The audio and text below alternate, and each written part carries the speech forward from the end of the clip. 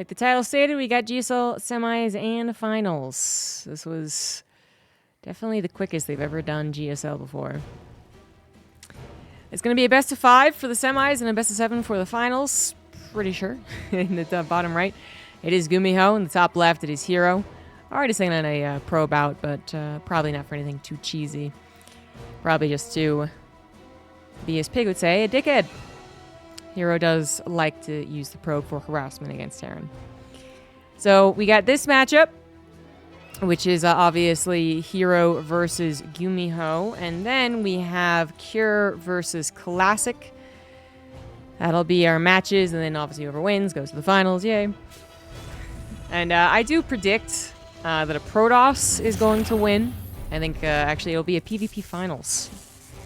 And then between Classic and herO, I mean, I'm going to go with herO. But I wouldn't be surprised if Classic won the PvP. But we'll find out. We'll find out together. Unless you've already been spoiled, and then don't spoil it for anyone else. Cure and GuMiHo both were keen on the early game aggression in their group TVPs, and I don't think that'll change much for these best of 5s. herO... Wait, who did herO play? Oh my god, I don't remember who herO played. But herO, probably would see this and study it. They don't have a lot of time to study in these GSL seasons, by the way. These are actually back-to-back. Back-to-back-to-back, right? The groups round of 8 and into the semifinals and the finals. So not nearly as much time to prepare. But the good news is, at the very least, to just look at the VODs and see what your opponent generally was doing. That doesn't take too much time. It's more specifically finding particular timings and scouting details that you can check up on, and then maybe finding practice partners to practice specifically against something. That would obviously take a lot more time. But if you are capable of watching the VOD or watching the game while you're warming up to the side, right, 4 players in the group, then you would get the gist pretty quick that almost all these Terrans are going to be going for some type of early aggression and really try to kill the Protoss before they comfortably get to 3 bases. That is absolutely the gist. The only odd man out was Bjorn, and unfortunately he was unsuccessful in his attempt to super macro versus the Protoss player. So Classic did a really great job handling this situation. He did face GuMiHo, actually. Again, I can't remember who herO faced, but might have been Cure. And then herO, it was Cure, and then he lost game 1, but then he rebounded and won the next 2 games. That might have been actually the case. The point is that he does have a lot of experience against this. I'm sure the Korean ladder is full of it. So we've got a very safe opener from herO. He went for the, obviously, very early probe scout for the harassment as well, confirming there's no proxy. But then he did go for the Sentry, and the Sentry is going to scout that this is actually a 2-1 with I would say, a high likelihood that it is an actual SCV pool with a 3rd barracks. Perhaps coming down as well. I mean, that's what I'd be most scared of at this point, rather than let's say, 2-1-1. And unfortunately for GuMiHo, this is just something that you have to accept, that you are going to be scouted. As soon as you put the Protoss player in the mind of, okay, I'm going to be attacked very quickly, they're probably going to get this Sentry. I mean, there are attacks that happen not preemptively, not before the Sentry necessarily, but if you opened up with a bunch of Reapers and Hellions, maybe you could take advantage of the Sentry, perhaps... I don't know, not having the energy for a force field, not being the best damage dealer, and then maybe you get into the natural, but, that probe scout usually can scout kind of the hints of that possibility, and then you can be a little more on guard about getting the wall off. The scouting can be consistent from the Protoss player, and it's really tough for the Terran to try and truly trick the Protoss player. It is going to be a 2-1-1, by the way, something that herO wants to double check, but... It is difficult for the Terran to surprise the Protoss player. It's not impossible. It's also not impossible to still win despite that. I don't know if you guys can see this. I got crazy dead pixels going on in the top right. I think that is the map. That's weird. Okay. I'm getting distracted. We got herO with almost the full knowledge. Not quite. He didn't get that second hallucination down into see the starport. So the possibility of this actually being a third barrack somewhere that he didn't quite see, or that happened to be delayed just to give the impression of a 2-1-1, because that would also be a potential goal of Terran players, is to acknowledge the fact that they're going to be scouted and say like, well, I've presented a picture that you think is complete, and it's actually not. But that is also very difficult to do. And the Protoss players do seem to kind of just be, upon seeing any form of less than standard, although I would say this is now the standard of the matchup, but less than just 3 racks, 1-1, 2 base leading into a third. It does seem like they're really prioritizing these 2 bases, and we have herO going for, the charge, storm, 2 base into slower third. Blink was finished first, so this wasn't directly into charge, which I think is actually very appropriate considering that this could be a 2-1-1, which herO seems to have read, which is correct. Yeah, it is correct. So good on him. And that'll help him deflect these medevacs a little bit better. And the Stalkers, I would say, generally can handle the 16 Marines. Generally being the operative word. They did need a little more help. That charge nowhere near completion. The Zealots just getting massacred. And this is a little bit tougher than herO, I think, predicted. I wanted to maybe catch the medevacs a little bit more, basically, not let the full 16 Marine drop actually unload. So to lose 6 probes and then I don't know how many Stalkers, 3 Stalkers so far, is a good, I would say okay amount of damage. GuMiHo did lose all of his Marines plus a medevac and then found no success with the follow-up push, which I think the plan was to get a siege up and then maybe even join forces once again, the drop and the tank push. Doesn't actually happen, and with that, I don't know if I necessarily like where GuMiHo is at. The supplies look very favorable to GuMiHo, and currently they are, but this happened in a previous series where the threat of the charge storm is very high. That is the power spike that herO is going to try to use to get back into this game in an economic sense and further his technology as well. So that's his goal now. And he did take some of that economic damage. He's not going to be able to produce non-stop Zealots as much as one would prefer. And obviously GuMiHo should be a little more wise to it, considering that he saw the High Templars and he saw the Templar Archives, and I like that he's not pushing out with the main army. The power spike that herO has would be within the next, 60 seconds. Does he come across the map, try and warp in as many Zealots as possible, and then try and get really awesome storms. So I like that GuMiHo just stays behind his tanks here. A little bit of SimCity to help out. The missile turret can kind of deflect the Warp Prism from getting, top-tier storms. I like that as well. And, yeah, GuMiHo not going to lose the lead that he did gain from the early game, or mid-game, whatever you want to call it, from the 2-1-1. Warp Prism's going to go into the main. I thought this might be storm drops. It is not. Just a couple of Zealots. Looks like herO not willing to set aside a couple of storms. He had to make a decision. As I said, he could either go for basically an all-in, try and hit that power spike where he still has the technology that is not countered, not until Ghosts make an appearance. Or he can do what he is doing, which is go, okay, well, this isn't really going to work out as much. I didn't defend as perfectly as I was hoping for, but let's go ahead and macro out of it anyway and try and get to Colossus, try and get to 4th base. And that's what herO is doing. So herO is trying to make sure that GuMiHo doesn't read this and then attack him and then find him unprepared, because herO has not been dedicating as many warpins and investing a lot into additional technology and Nexus instead. But it does seem like GuMiHo is playing very defensive. I think herO's little scouting with the Warp Prism actually revealed that. He's going to try and shark around for an engagement. I don't know if he ever actually truly goes for it. I don't know. This actually kind of looks like an opportunity. Where is the rest of GuMiHo's army?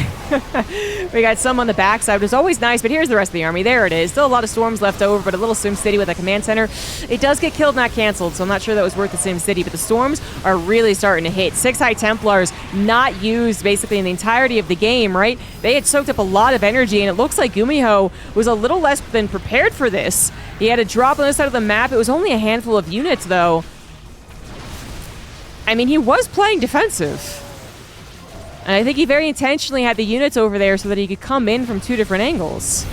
I think he knew this was going to be on the way. But yet he has been broken. 21 SCVs were killed. 4th Command Center killed, not canceled. 3rd CC did live. But we still have at least one more storm that helps injure all of the units here, and there's still so much Protoss. I mean... Alright, I guess that still works. How was GuMiHo gonna play that a little bit better here?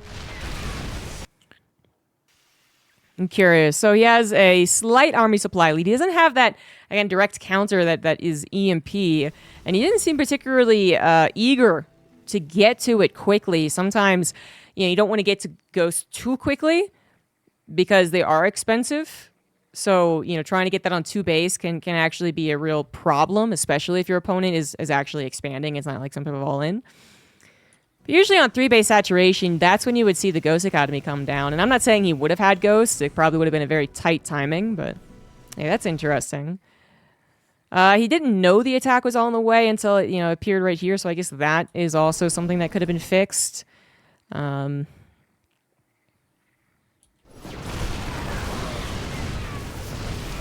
So many storms, good lord. That the army wasn't really protecting the tanks. So the first one goes down without much say. And then the tanks actually, weirdly enough, they might have been, it's usually good to have a depth of tanks. But in this case, they might have been too far apart from each other as well. If you had 3 tanks shooting away here, they would have been able to focus fire the High Templars without being attacked by any of the units because the SimCity was there, at least temporarily. And then... he did kind of bathe in the storm a little bit, but there's so many of them, I don't know what else you do. Just equal upgrades.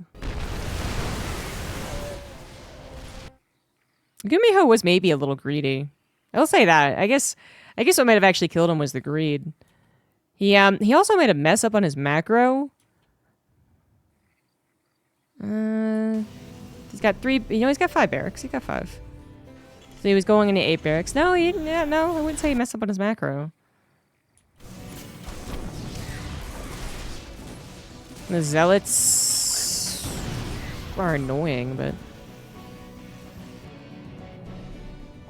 versus that drop to come back, which maybe they actually weren't. Maybe they were just go for the War Prism. So maybe they weren't supposed to be on the backside. And their timing anyway, like even if that could have been a good thing, the timing going on the backside was probably not ideal anyway.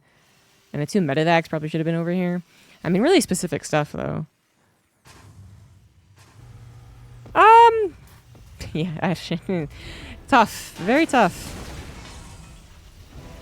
Nothing screams obvious, like you should have done this, you should have done that. But I guess there are multiple tiny things that could have been fixed. Maybe he could have had more medevacs. Maybe his wood mine production could have been more consistent.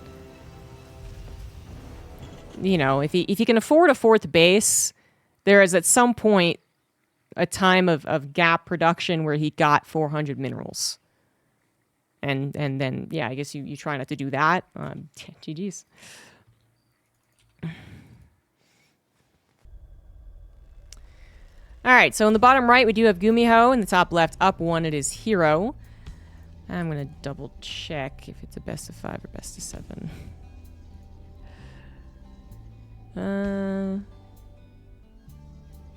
Yeah, it's a best of 5. Okay. We're good. All right, so herO going on a pylon here. Yeah, I'm a little surprised at how easy, I suppose it looked. Like at the end of the battle, GuMiHo was really dead, and herO had plenty of units. And the amount of storms that he was able to gather without any EMP available was very scary. And I guess at the end of the day, maybe that is what I blame the most. Not expediting the Ghost Academy. Or getting one at all.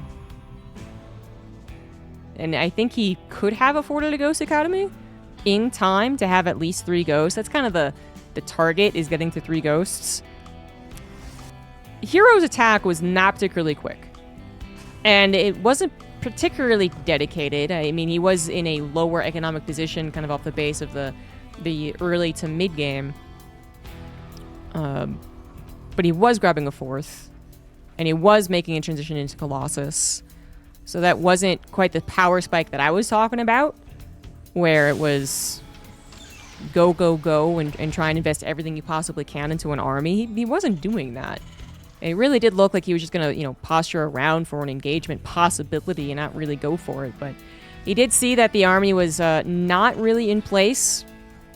I think there's also something to, you know, if you're on the front and then you see the incoming attack, the way you dodge out the storm, right, you just run away. You literally just run away. It's not about getting a concave. It's not about, you know, necessarily like standing your ground for a little while and then running away. Like, I think you really do try and just bait out the storm as far ahead as possible and then run the hell away.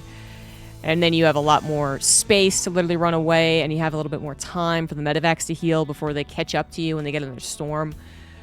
I think that was missing. There's always possibility, too, that the Zealots just, like, you know, run ahead and go crazy while the storms are catching up. So I guess at the end of the day, maybe he could have gotten EMPs, and then maybe he could have had that army in better position, tanks better positioned as well, take advantage a little more of the SimCity that was available for a time. And then, yeah, maybe dedicate more to a 3-base setup rather than prepare your transition over into the 4th base. Because even though herO was grabbing a 4th, it really was not like he had first gotten up to 80 probes and was trying to get the 3 Colossus first. I mean, he still had an army that had a technology that GuMiHo wasn't significantly prepared for. I sound bewildered, not because I'm just like, well, this is another evidence that Protoss is pretty overpowered, guys. Really just as to why GuMiHo found himself in that position after having the knowledge that that was a possibility. Trying to kind of figure that one out. But moving on, and we do have to move on very quickly because this is actually a rare case of a full-on 1-base 1-1-1. Haven't seen this in a while. No natural command center, guys. herO, of course, scouts it because he went for a sentry. He knows that GuMiHo is going to try and kill him or severely hamper him before the 3rd base. And now that it's been scouted, plus he was already going charge first, by the looks of it, I don't believe in the win here for GuMiHo. 1-base all-ins, they taper off real quick. You know, initially, especially if you don't scout it, they are quite good. But if you do scout it, and then you are able to buy some time, they really earn good. Shield battery in the main was already done as well, helping out some of the limited number of units. Actually, very important shield battery. Saves that stalker, which kind of in turn saved probably a 2nd stalker, honestly.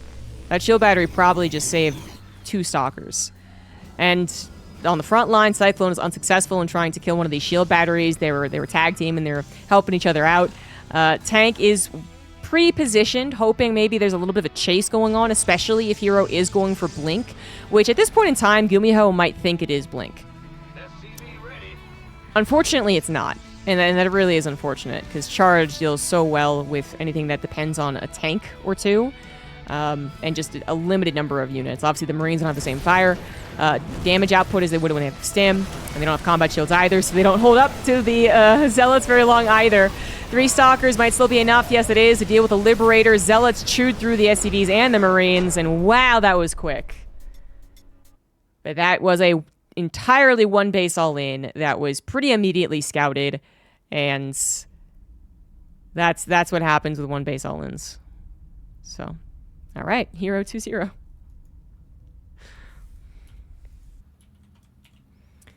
That was a sub 5 minutes to game number 2, and so we go into game 3 real quick, Nick. It's ley lines. Bottom left, herO. Top right, GuMiHo. herO is kind of smacking GuMiHo down. GuMiHo did win a TVP, although to be fair, it was versus Amaru, who's not necessarily main Protoss. So I guess he really doesn't have a lot of credibility in TVP. Otherwise, Classic also just slapped GuMiHo down, especially with the knowledge Maru gave him, funnily enough, of GuMiHo's intentions, which Protoss players are already in the know. They already have the gist. But just to confirm that GuMiHo would continue doing 1-base, even all-ins, like that's just a nice confirmation. And we're seeing, I feel like, the continuation of that. Different Protoss, but same results, or even more brutal results, honestly. I think GuMiHo had a little more wiggle room versus Classic in their Storm Charge game. I think that was a little bit closer, if I recall correctly. And then I think when there was some type of out-of-meta all-in, I think Classic did struggle a little more. he still won. But like herO is improving on it, and I don't know how GuMiHo gets out of this one. It is so difficult to actually surprise a Protoss player who has decided to go into the, very thorough scouting, probe scout, maybe a depth scout, maybe not, just because Sentry hallucination comes in so quickly. With the recharge, you don't really have to get that adept scouting, which was, kind of the bridge beforehand. Because there have been Sentry openers, like Estrella is actually one of the guys who I think liked Sentry openers more than anyone else. But you still had a bit of time that you had to bridge with other forms of scouting, and now that's not the case with recharge. So what I would expect, what I would typically suggest is, okay, so clearly they're so on guard against the early attacks that you could try and catch them being overly defensive. But it's not that big of an investment to go Sentry first. I mean, if the Protoss player is going to go, and not Sentry first, by the way, but like quick Sentry, shall we say, so Sentry second. If they are going to go second Sentry, if they are going to go 2 shield batteries, main and natural, if they are going to go charge first, and you are not doing some type of attack, and you realize this, and you're just like, okay, well, man, like, let's calm down here, and you just macro at home, the Protoss player is in a bad position. The Protoss player has not taken their third fast enough. The Protoss player's charge upgrade is actually very limited. It is a punch in the face type of upgrade. It doesn't have that flexibility that Stalkers do to give you harassment, scouting, a little bit of map control, right? So that would be the problem. It's just, again, so difficult to catch the Protoss ever making that drastic of a mistake. They might be cautious initially and say, okay, this guy's probably going to 2-base all in me. Let's go ahead and just preemptively get that charge, or maybe go ahead and preemptively get the shield batteries. But the second hallucination is going to come out and be like, oh, he's not doing that. Okay, never mind. All right, maybe if I have the timing right, I can change my upgrade. Maybe I can cancel the shield batteries, or maybe I just suck it up and say, okay, whatever, but he's not going to attack me anytime soon. So I think I still have time to get the third Nexus a little bit later, to chrono my probes, and still get to an okay position. It seems to be, at least with the very, very top Protoss players, are capable of doing, and herO is very, very top Protoss player. And, he went charge first last game, which worked out brilliantly versus the exact situation that he was in. He did go blink first in the first game. And I think that is still the safest thing to do generally, unless you actually literally see a 1-base all-in. I think blink first is still the wiser thing to do, and you can still probably adapt if you see like an SCV pull coming. It's definitely not an SCV pull yet. That's not what's interesting about this opener. Magfield Accelerator's on the way. Cyclone upgrade. So he's going to build a lot of Cyclones. You don't reactor Cyclones anymore, though. So a lot of Cyclones is not quite correct. You're already deflecting the first medevac drop thanks to a shield battery in the main. I mean, technically, if, again, this was guaranteed a typical 1-1-1 into 3 racks 1-1 into third CC, you don't technically want all these shield batteries, if you're playing a really clean macro game, but just to ensure that they don't get you to hiccup, get you to falter before the real punch is coming, it's pretty worth it. Because in this tournament, GuMiHo is going to just try and punch you in the face. And this is not a tank, it's Cyclones with the upgrade into Banshees, into Mech! I did wonder if that was going to happen with the Cyclone dedication. herO did not scout the exact push out. Good pickup there, actually dodged a lot of Stalker shots. He did not see the exact push out, and I'm not sure I missed it too. I'm not sure if he saw it was a Cyclone upgrade, but yeah, he did actually. But it looks like he's not scared anyway. He doesn't afraid of anything. Stalkers had the high ground. Stalkers even blinked aggressively, and GuMiHo had to cower for a second. Doesn't look like GuMiHo is making much headway. herO, meanwhile, gonna have to scout that it is mech. He might have that indication because it is the Cyclone upgrade and be like, okay, This is a classic GuMiHo. He's not going to get the scout with the hallucination, though. But I don't think I care if he scouts this at this particular time. The Banshees might be the bigger problem. Speaking of, Banshee number 1 does come in. Dealt with very quickly. The shield batteries obviously were there, so that's always going to guarantee one Banshee won't do the trick. And so that just giving that heads up as well means the Observer can now be in place and the Stalkers as well. But yeah, going back to, I don't think I really care if herO doesn't know for a fact that it's bio or mech. He could probably be greedier if he knew it was mech.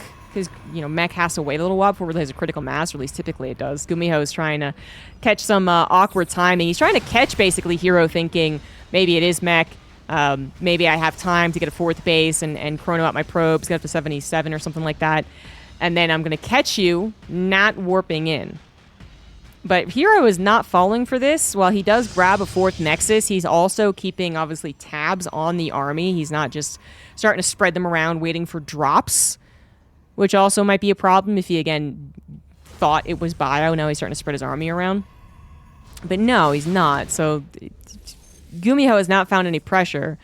And while mech can be scary if you get maxed out with it, and there's even, if you get maxed out with ghosts and, planetaries every which way, and you get the siege up, like, that is scary. Mech can technically win against Protoss. There is a large period of time in which mech doesn't have a lot of teeth. And a good Protoss player can pick up on that, not only start to expand and upgrade in tech, but they can also start to take the map control and keep you off a 4th base, which you really need as a mech player. And that would be herO's kind of next goal, I suppose. But he still has to deal with this army. The Stalkers actually managed to miss it completely, but shockingly, Storm being helpful here. This is not tank mech, so we have it actually affecting the Hellions and the Cyclones. Unfortunately, the Banshees were not countered. So they are getting a lot of freebies there. All the Templars are down before turning into Archons. That would have been very helpful. But this isn't necessarily the biggest punching army. herO is forced to retreat. The Stalkers just coming in from such an awkward angle. There were so many of them that they really were supposed to harry this and chase it. And now it's a little bit more complicated because they weren't in position. But the Banshees, while they are a lot of DPS, they should be target fired eventually. The Cyclones are also glass cannon. And we got more army coming through here. 4th Nexus was killed. herO's going to have to adapt out of this once he does clear this up, but I do believe he will clear this up. He believes it as well. He blinks forward, goes for a little Medevac micro, but not comparing to the power of the Stalkers, just how many herO was able to build up. And the Banshee's even running out of cloak, so the lack of Observer, actually there was one, but even if there wasn't, it wouldn't have been an issue. 4th Nexus immediately rebuilt as herO had a little bit in the bank. Busy microing. Didn't need charge lots for that, funnily enough. I mean, charge lots would have been barbecued by the initially large number of Hellbats, but then after that is done with, you can use them to great efficiency against... Well, again, usually with his tank mech, but even against the limited number of Cyclones you can get, I still think they're good enough, basically. They tank, and then the Stalkers can focus fire. The High Templars are back in, so we can get those Storms on, again, very fragile units. And Immortals lived. Second Immortal is out. 5th base coming down, so a little double expand. You can play even more Zerg-like versus a mech player than Protoss is kind of already turning into. And GuMiHo, his challenge is to get to that 4th base. And I don't think that's going to happen particularly. I thought he already had it. Okay, I'm blind. I guess he was just building it while that was going on. But it's going to be a long time before he gets to a 4th base. herO can guard the 4th so well with the situation now. His main army is good. He's still got the possibility of harassment as well. Although so does GuMiHo, I suppose, as more Banshees are still being created. They did not go for the Hyperflight Rotors, but still building up to 5, even 6 Banshees, constantly keeping herO on guard back at home.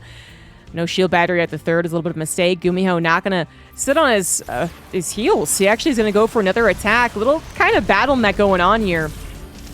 But we have more decisive victories against Battle Mech than we would if this was versus Zerg. Storms coming down. Wood of Mine starting to pop off. GuMiHo has built quite a few. Observer was scanned earlier. Second one is coming in now, however, to take care of that. And the rest of the army just did not actually find enough damage. So plenty of Protoss left over.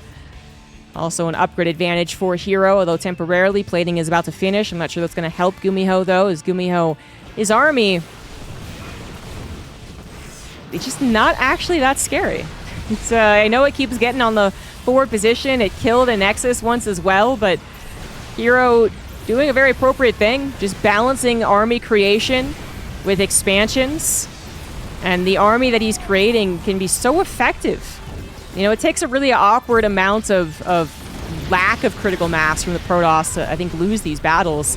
Immortals are going to go down here. This was actually not a particularly good push for herO, but he does have 5 bases going on to 6. So at this point, very much a Zerg type mentality.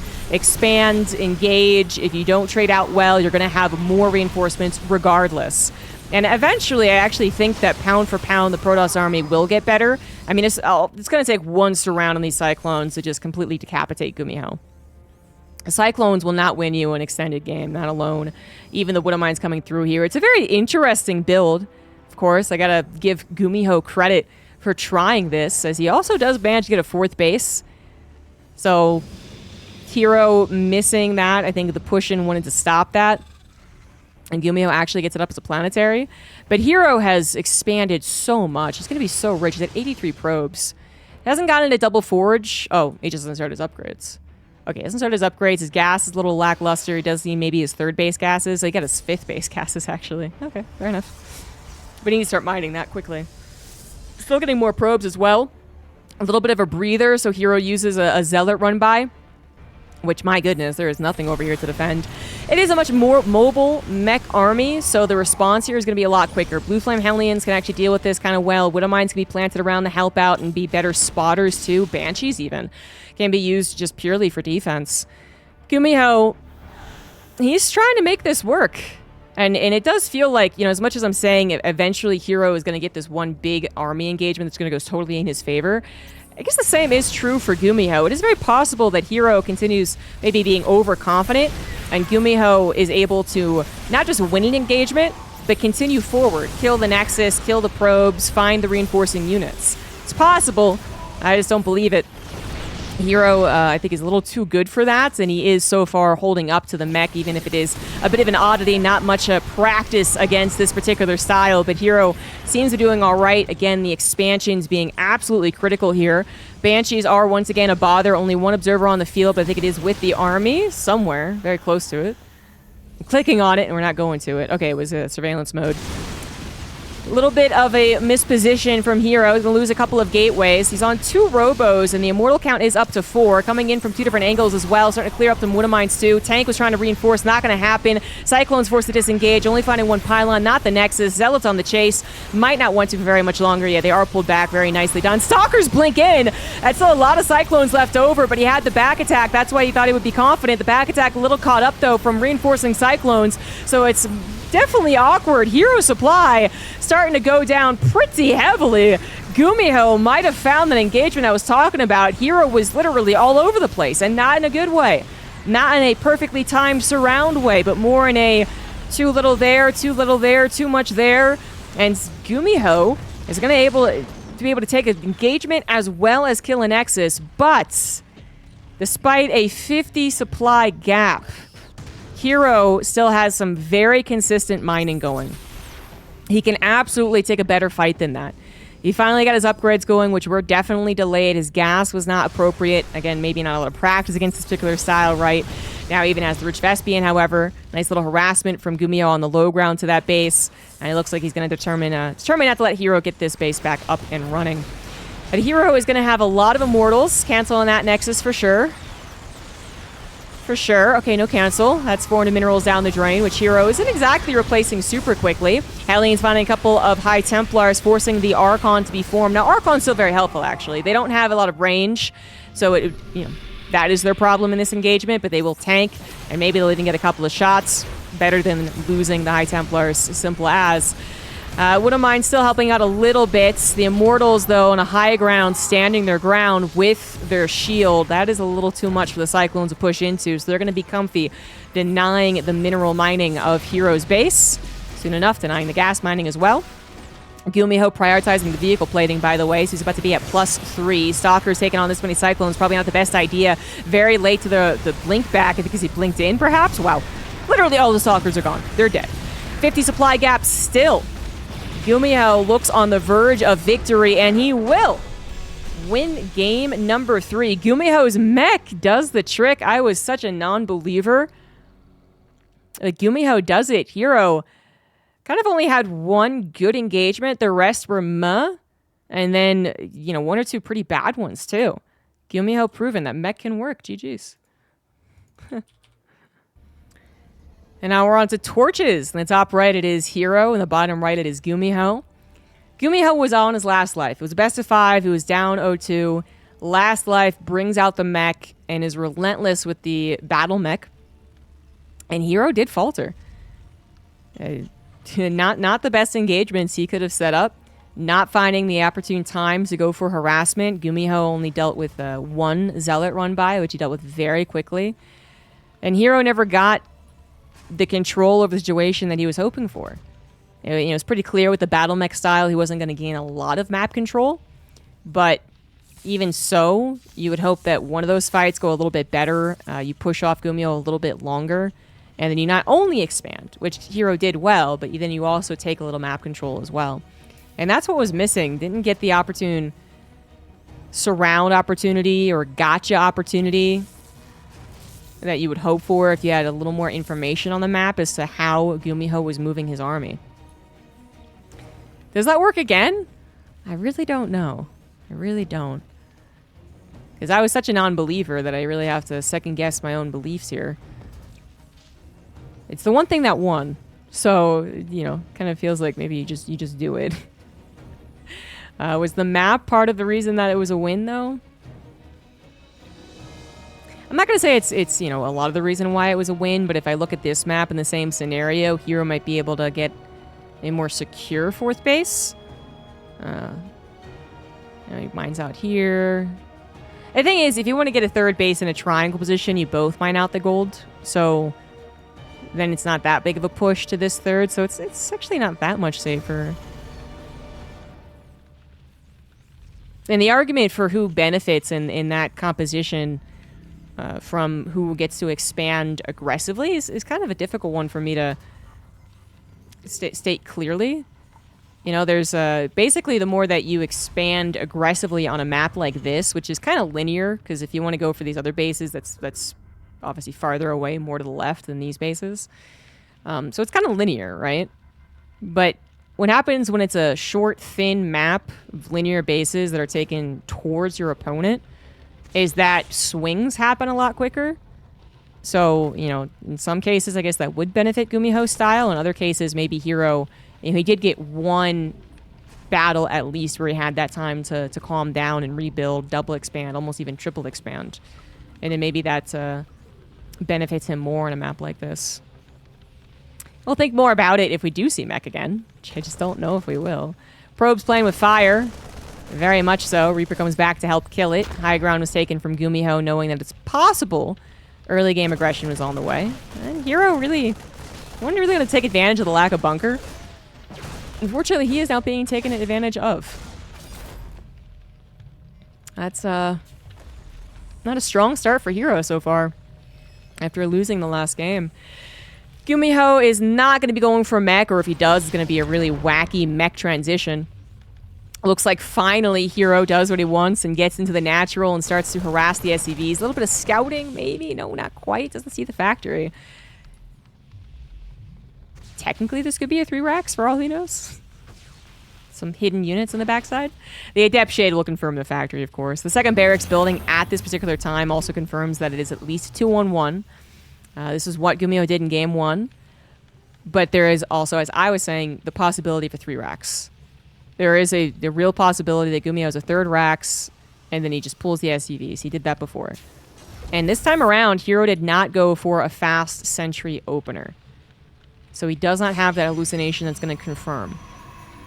So right now, probably banking on it being another 2-on-1 that found some effectiveness in game 1.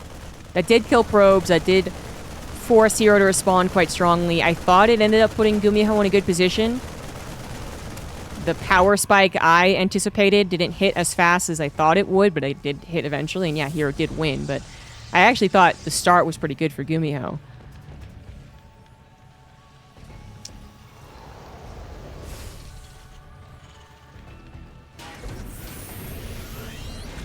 herO has gone for a very typical opener. Like, it's the first game where the Protoss has done the most typical thing. Going into 3-gate Blink with a Warp Prism. This could be very dangerous, actually, for the 2-1-1. It all depends on whether the medevacs are found out. If the medevacs are found out, you could just probably tap out right then and there. Because the Stalkers are going to immediately counterattack with the Warp Prism. Be devastating. There's a possibility, if it wasn't for this Observer, that maybe the Stalkers go aggressive first, and the medevac catches them off guard, and they're forced to recall, and then that's really awkward. But there is an Observer. And it is going to see that it's actually a 2-1-1. GuMiHo fortunately sees the Observer. I think that is kind of important.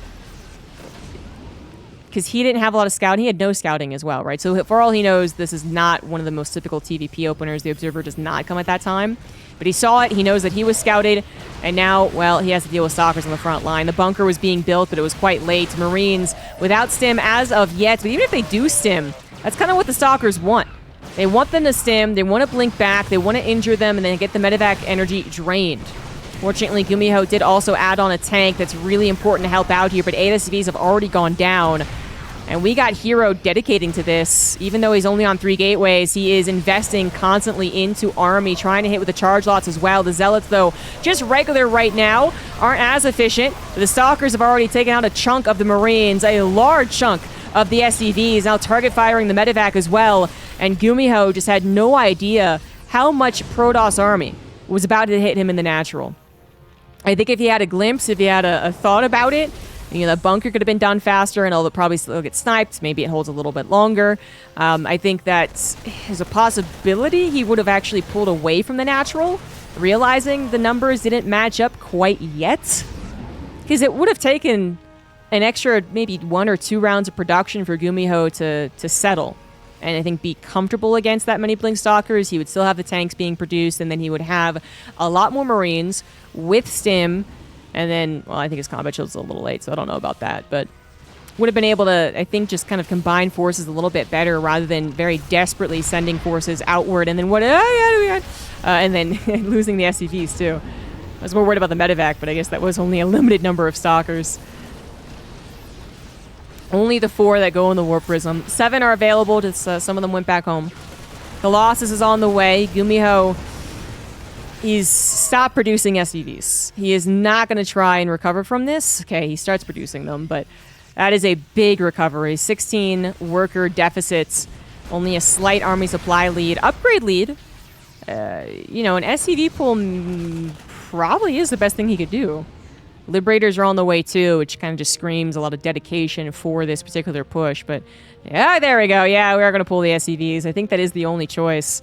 Warp Prism's going to be able to make it home, and that could help ferry around the Immortals and the Colossus from being killed. That's actually really nice that it lives. Liberator plus tank plus this many Marines. That is a nasty combination. GuMiHo knows it, playing it very safe. Tank siege hopping here. herO trying to take an advanced fight just to buy more and more time. Continuing to gather units. He's got more energy for force fields and a Guardian Shield. GuMiHo also might have a timing where he's behind or equal in upgrades. Or he might still stay up ahead, 1-1-1. Little Marine drop's kind of cute. Catches the weak Colossus, but that is being properly microed. Liberator is now on top of the ramp, is quite dangerous. Tanks as well. Missile turret there to stop again, maybe some Warp Prism shenanigan micro from helping. Or an Observer just from chilling over the army too. Stalkers on the backside do manage to find a tank. They're going to find the reinforcements as well. GuMiHo has actually punched it with the Marines. Tried to go after maybe a Colossus, but he's got to be so careful chasing after that. With the Colossus being microed by the Warp Prism, there's really no guarantee he can blitz after it. herO's going to go for it now. He's got a 40 supply lead. A lot of that in probes. Let's see if the army is going to be good enough. Liberator's helping. Tanks shooting, but the Zealot number is quite high and has already diced through this army so damn quickly. That was actually not even difficult. herO, overwhelming victory here. 3-1, advances to the finals. So new best of 5. The other side of the bracket here, as we got bottom left Cure versus top right Classic. I think we'll be seeing a somewhat similar TVP setup. I don't think Cure will go for any type of real one base all-in. which failed completely for GuMiHo.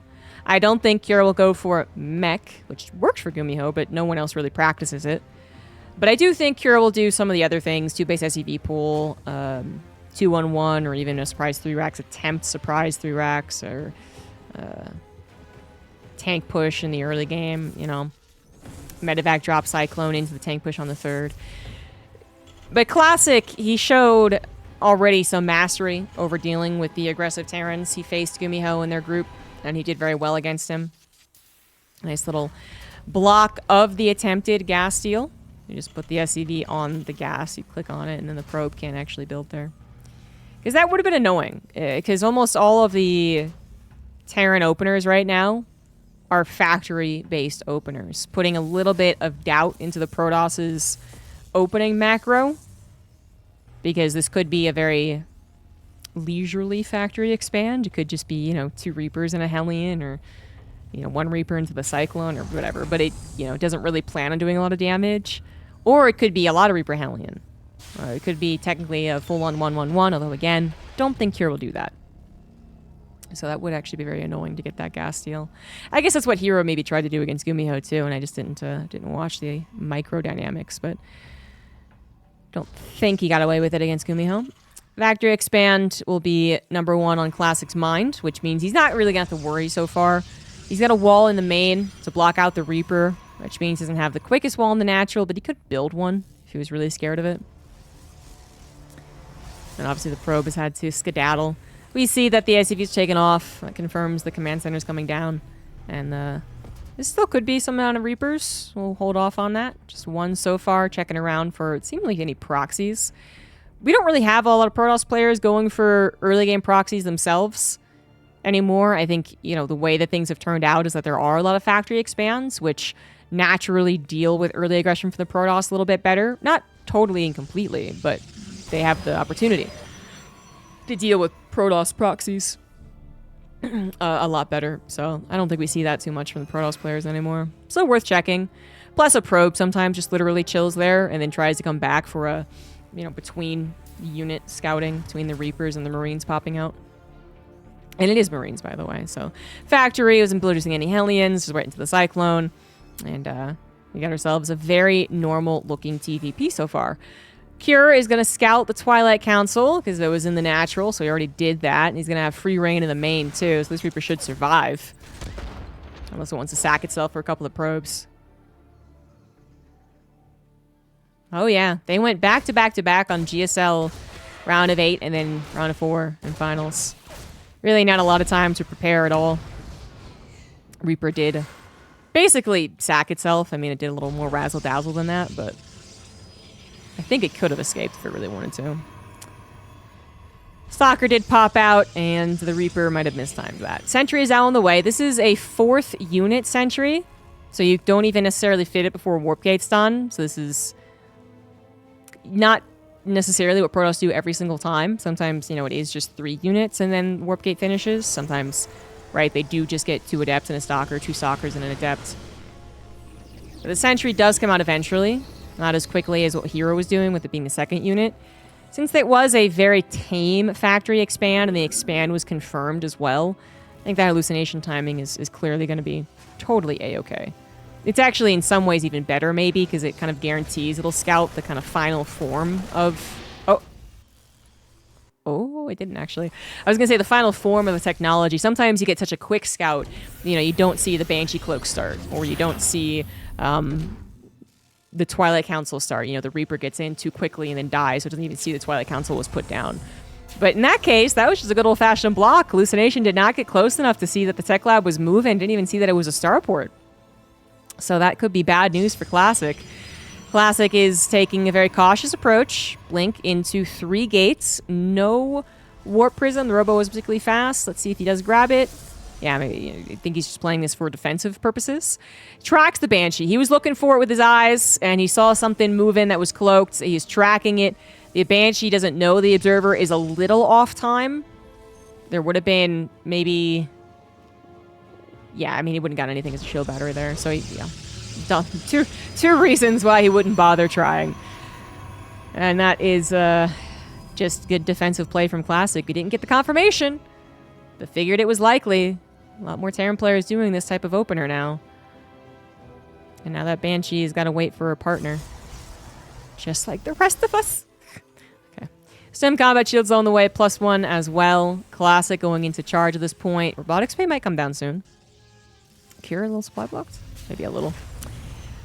So far, the most typical TVP we've seen. Did the actual 1-1-1 into 3 racks 1-1? GuMiHo didn't do any of that. GuMiHo like 2 racks or max or 2-1-1 that is. Oh, it's not Colossus. Oh yeah, that Temple Archive's on the way, ain't it? Ain't it? This does seem to be growing in popularity as well. This is a great tool to have against any SEV pool, which might be why it's come back into the fold. Well, an additional reason why Charge Storm seems really popular lately.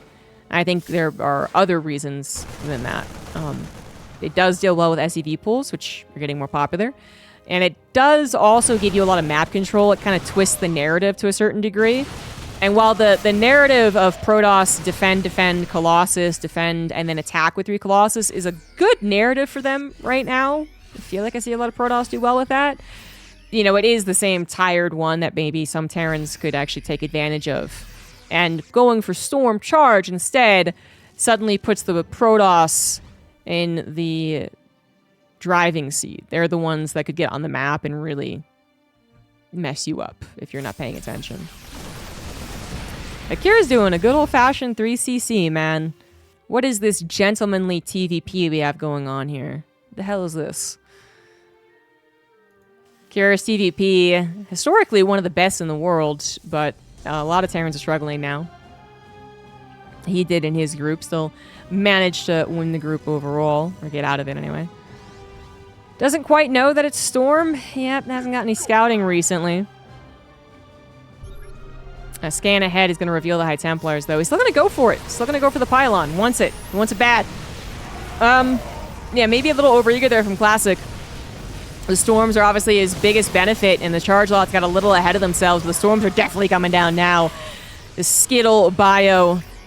Oranges and reds need some time to get healed up. But good news is they do have a little bit of time. Classic, you know, the Storms very rarely kill the units. Sometimes they kill the Marines. Most of the time they don't kill the Marauder. It's those Charge Lots or the Stalkers getting the last shot that usually do the trick. So you do still need that certain number of plain gateway units. And I think Kira is right to respect this. He does still need more time to heal. His medevac count at 6 and pretty healthy energy too is a good sign. His Marauder count is exceptionally healthy. 17 Marauders. That's a tanky composition right there. Classic's still going to go for the fight. And there's a good spread. Little SimCity. 1 Wouldn't to help. High ground taken. He could always try and back away a little bit to the natural, a little bit to the third. That's exactly what he's trying to do. So we have Classic leading with his non-High Templar army, knowing that the split's going to happen. Unfortunately, the Zealots get attracted to that Wouldn't and disappear pretty quickly. They're not where they need to be, I think, which is more in the front lines. High Templar is trying to win the game with Storms, but it's not killing enough units. The Concave is so good from Cure that even though Classic has quite a few Storms, it is not killing the army. Warprism goes down with a couple of High Templars in it, and Classic thought he could force the issue. Absolutely not. Cure was well prepared. Ghost Academy is done, by the way, so this was not the fight that he could squeeze out those EMPs, just seconds away from it, in fact. But now he's got it, and now he's got a really direct answer to the Storm-only composition that Classic is working with currently. Colossus is on the way, Extended Thermal Lance as well, but EMP is a strong power spike for Cure, who also just simply won the fight. So he is ahead by 40 army supply. EMP blankets the non-High Templars. That's still a lot of damage. 2 High Templars with Storm. Oh, 1 is really good. 1 is a really good Storm. But we got 2 EMPs left over, and how long can Classic really hold on? Colossus number 1 is almost out, but the rest of his army just so small. No shield battery at the 4th base either. That seems like a big miss. He's got some time to try and build it, but he's not. Shield battery is still a good thing to have. I don't know, man. I don't know. Good positioning on the pylons over to the left side, knowing that this is a dedicated attack with all of the units combined together on one front, not a multi-pronged attack, so Classic is going to be forced to prepare all of his defense in one place, and that's kind of actually a blessing. Again, static defense could also play a part to this defense, but he's still not grabbing one. He's got the money, and he's got some time to think. Maybe not now. Triple dropped, a little bit of a distraction, ended up being, as Kier realizes, the fourth, is under defended. Quick response there from Classic, but forced to morph that Archon. No more storms. One more storm. It went to the main base. Kier is looking for the game winner here. Still up by almost 40 army supply. EMP is hitting mostly the non-High Templars because there's only one, and it's a little late to the party. Now it comes through here. There's the EMP. Storm, got a medevac at the very least, but that is a lot of bio. 2 Colossus not able to rip through that fast enough. Still no shield battery either. And the bio army is actually getting real low. Real low. They're real low. This is actually starting to turn around maybe a little bit, but the probes had to be pulled for it. Kier is still holding on to the supply lead, but he is going to be forced to pull back. The army just got a little too low. Couldn't go for the actual final push into the Protoss army. Forced to retreat. Classic, not too much better off, to be fair. That was still a good... Well, it wasn't a good trade for Kier, but it was one that still favors him because of the victory from earlier, I suppose you could say. But that was a very important hold from Classic. That is the hold, while his 4th base is still up. That actually can put him back into the lead, as though he did have to sacrifice some probes. With 4 times probe production, you pretty quickly get back to saturation. Even going for a 5th Nexus, because he's comfortable at his 72 probes, that happened very quickly. Good repair on the medevacs, definitely necessary. They also need some time to regain juice. 4th CC is on the way for Kier, and that's what's kind of concerning there. It's not like you would really call that an all-in from Kier, but the fact that he did not kill the 4th, and now Classic has the free reign with his army, this is where it gets really concerning for the Terran player. They kind of depend on a really, really good engagement defensively, which gets difficult to do. The Protoss players have done a good job over the last few years learning how to poke and prod, wear down the Terran army, wear down the medevac energy, and then escape if necessary. When the Terran is clearly decided to go for the big swell, the Protoss get the hell out of there. And if you can't take one of these really drastically good fights in the Terran defense, it seems very unlikely you'll get the counterattack, because it's like kind of like it's good enough to push the Protoss army back. Your counterattack's still not that strong. You really have to win the engagement. And then you can counter and maybe kill a couple of bases and catch them without enough reinforcements. I know I'm painting a grim picture for Kier, who still holds a supply lead, but the pacing definitely going back to a more normal pacing. Like, no one's significantly in the lead, I would say. So, of course, it could go either way.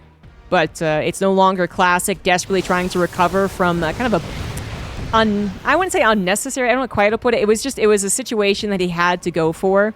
The attacking with the High Templars. It didn't go as well as it should have. He has been recovering from that. And I think he has recovered, although he does lose track of the army. Thinking that Kier would stay at home a little bit longer, probably loses his 5th lickety split.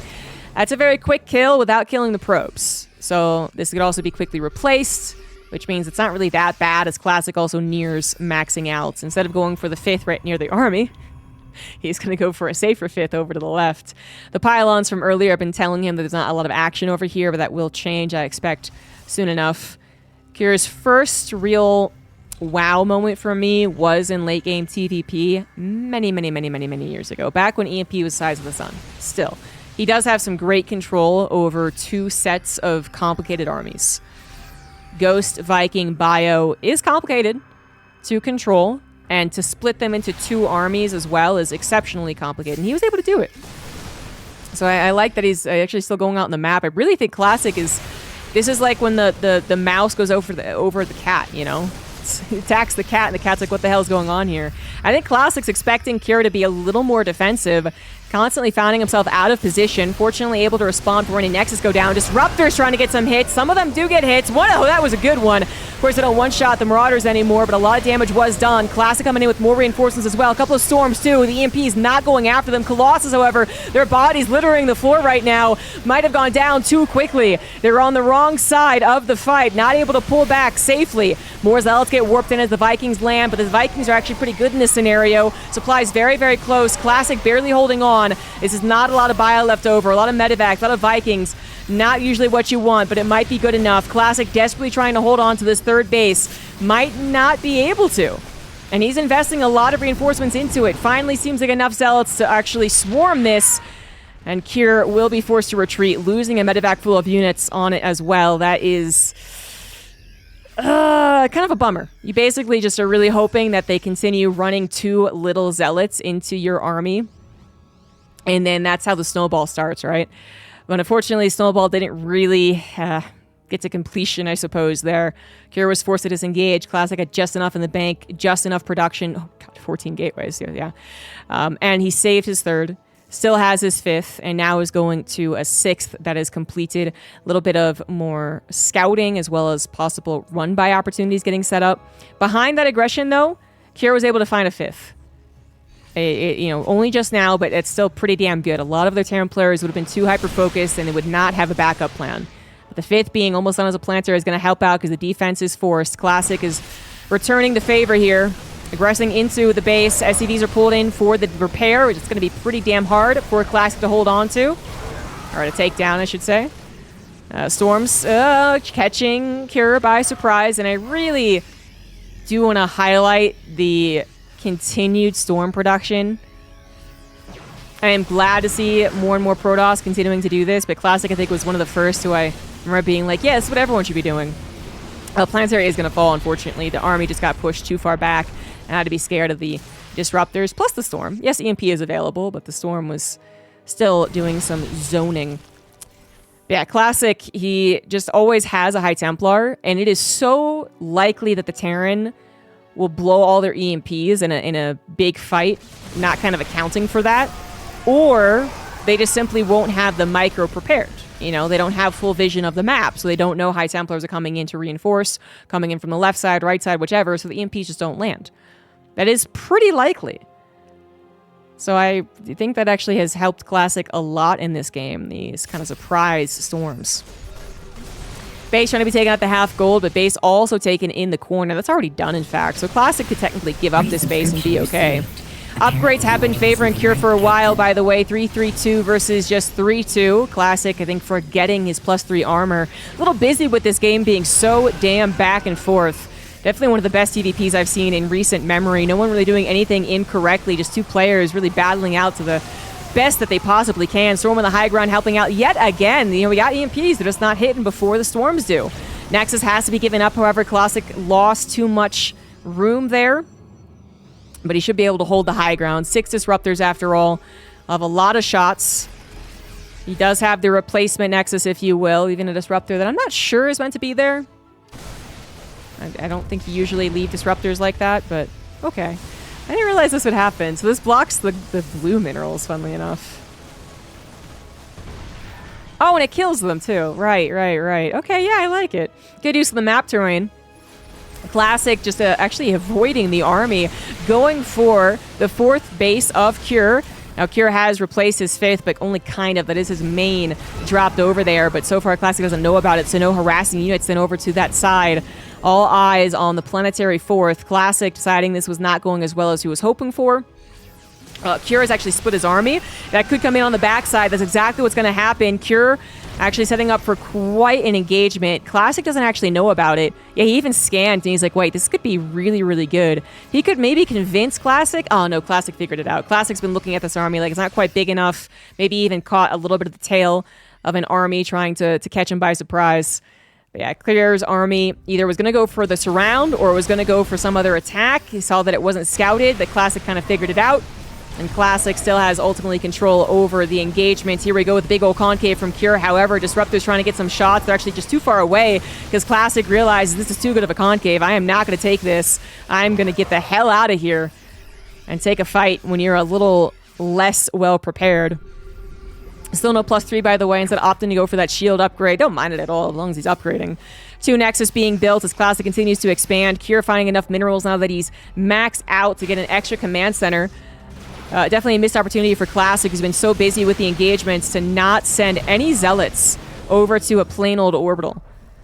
No Dark Shrine either. Base on the gold is going to be taken out.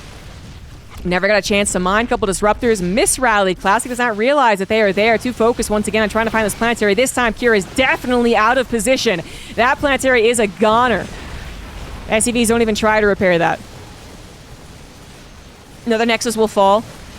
A little less important, though. It has already mined out quite a bit, but these other 2 Nexus, you do want those. Don't lose 3 Nexus to a bit of a small push drop situation. Classic's recall was to his 3rd. So he is very late to the response. Funnily enough, Command Center's heading over there, so do need to kill this as Cure. But that is 3 Nexus with a very small amount of army. Classic with a big, big mistake right there. Didn't have enough vision on the left side. Not a lot of observers in the field. In fact, 0 observers. Cloak could be quite useful. He did grab Cloak. Oh, no, is that for the Banshee earlier? Okay, he hasn't grabbed personal cloaking then. Yeah, no observers. And he's starting to lose out on the building map presence. The pylons are all gone. No units patrolling. Could be a problem. Classic gonna try and go for an engagement, but Cure was actually kind of prepared. Really good concave. Disruptors not getting the best shots. All going down, all but 2. That was terrible. Classic, I think, was hoping Cure was not as on point. But Cure had a gigantic army, well concaved, clearly paying attention, and Classic didn't think that was going to happen. Otherwise, I think if you think that they are going to prepare, that they're going to micro, I think you shoot all of your disruptors at once.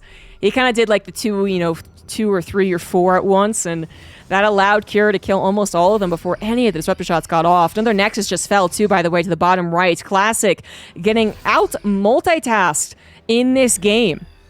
Classic no longer in a good position, honestly. I mean, he's not been in a good position for a while, but the kill on 4 Nexus has confirmed that. This army does get caught a little bit.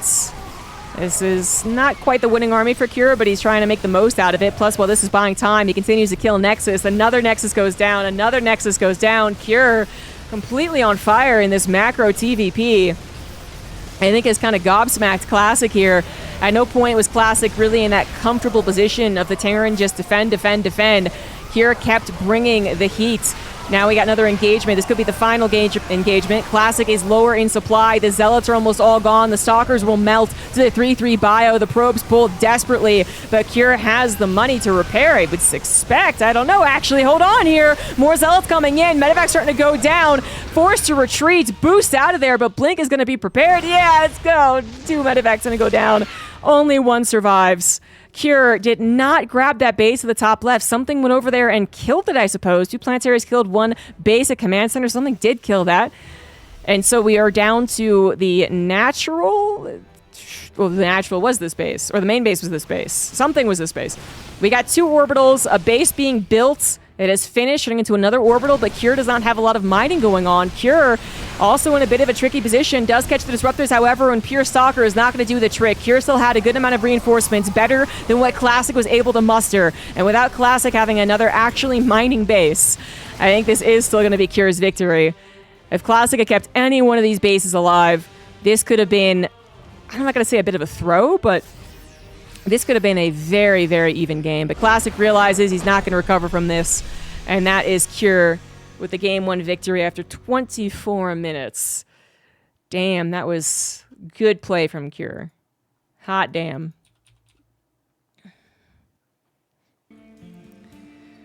So Game 1 goes to Cure. We now spawn on Maganatha. Bottom right, Cure. Top left, Classic. What a game. What a game. That was just a fun TVP. But I am amazed by Cure. That is the Cure that first impressed me 10 years ago, or something like that. The multitasking, the consistent aggression, the confidence. I think Classic is probably a little surprised by it. the conditioning up until this point in GSL, and probably a lot of ladder, has been, you know, the Terran's going to try and all-in me. The Terran's going to try and attack me. And then once I get to 4 bases, you know, that 3rd to 4th kind of area, and then the push comes to the Colossus. Once that happens, I'm in control. I'm the one that has a field day, trying to push into them and run by with zealots and tear down their health, so eventually I can just push in. And Kira just made sure that never actually happened. Kira was constantly on the map, constantly taking engagements and sharking around for him. He never made that transition over into Liberators, which just naturally slow you down, even if you are trying to be aggressive with them. They're siege units, so you just have to wait for them to siege. And it definitely felt like at times Classic just did not anticipate more and more aggression. You know, having very little scouting to none on the left side of the field while kind of almost blindly attacking to the right. I don't think he does that if we were in a different meta. Because I know Classic can have a really amazing late game TDP as well. And if all of his games leading to this point in GSL thus far have been games that, you know, at least attempted something like that, like these big epic macro games, I think he would have been a little more mindful. But he took really bad engagements too. I mean, from the get-go, the first thing that put Classic in a difficult position was the bad engagement with the High Templars, which, again, he was kind of forced to do. You can't not take the engagement, because then you open yourselves up to Cure having all of his army healthy with those EMPs that were seconds too late for the engagement coming at your door before Colossus are out. So it's not like you can't do it. So it was really a hard place for Classic to be.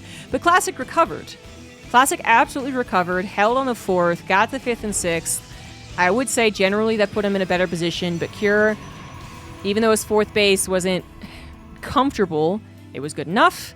And then his 5th was gotten with all this attacking that was going on. It was just amazing multitasking. And Classic, I think, has to, you know, remember what that is like. Classic actually going for a little bit of his early aggression, you know, figuring that Cure is not going to be the one to try and catch him off guard, which would usually require a little more defense than offense then, right? Is actually going back to not exactly an old build, but something he hadn't seen in GSL. So that Zealot pops out first, runs across the map, does still get bopped. That ultimately wasn't worth it, as Cure still did go for Factory Expand and a couple of early game units. So looks like Classic was hoping that Cure was going to go for another very non-aggressive Factory Expand, the one that only gets 1 Reaper and then goes into the Marines and into the Cyclone. And instead he finds too many early game units. This was a big loss for Classic. Complete failure on the opener. Loses 2 Adepts and a Zealot just for 1 Reaper. No delay on the command center or anything like that too. This was not good. Classic forced to build up a wall, because he doesn't want those Hellions slipping by and then going right for the probes. Or, you know, he doesn't want to be locked into his own base. And I'm not sure he really wants to go for 4-gate either, which is currently what's happening with this gateway on the way. Hallucination is going to send across the map, kind of scared of what this could mean behind the Reaper Hellion. He is going to be late to scouting the medevac, however, the Hellions do get in. And the Hellions, they're not looking for a massive amount of damage, but even just these little bits. Oh, the Sentry! Oh, the Sentry is going to go down as well. Even these little bits is really good. Classic having a tough time here. Lose maybe 1 more probe and that's it. So again, not terrible defense, but it's adding. Everything is adding up. Also a scout from Cure, by the way, so of course this was canceled. It is going to be just 3 gateways. Didn't see a War Prism doesn't mean there won't be one on the way. Classic has not been super into getting the War Prism though, not like a herO or of course Max Pax who always gets it. But he will probably still play defensive as he waits for upgrades. I actually take that back. I don't think he is. I think he's going to go for it. I don't know. The second medevac being built, not going for the reactor instantly. I think he actually might push with this. Which could be dangerous if your opponent was prepping 6, then 9, then 12 stalkers right here and you run into it. But Classic has been definitely forced on the back foot. He is playing 2 base, however, so that kind of You know, do you really want to 2-base push into someone who's also 2-basing? Maybe. It's not as much of a freebie, or it doesn't look as much of a freebie if they actually have a third, but that is exactly what Kira is doing, pulling the SCVs. He is going to go for it. He's going to catch Classic long before Storm is done, too. Storm is not even started. At best, he'll be able to add in a couple of Archons, and that is the best that Classic can actually do. I actually think he needs to do that right now. No shield batters at the natural either. This is completely unknown. Classic is in so much trouble. Cure might have struggled in TVP in his group, but he is performing some mastery here in the round of 4, upsetting my PvP prediction. The Stalker is trying to hold on, trying to buy that time, but there is so little for Classic right now. Charge isn't done, Storm isn't done, Archons aren't completed.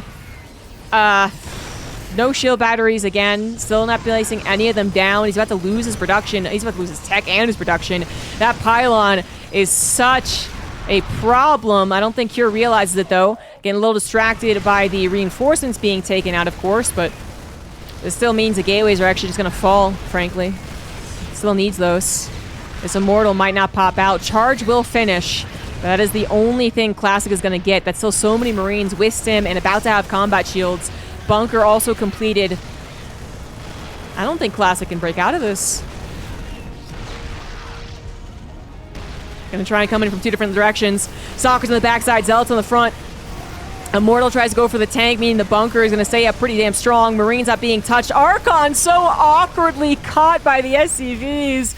It looks like he had clicked on the heart of the Marines and it just got caught by the SCVs. Oh no. And that was not a hold. Cure. What a god, man. Dude, he is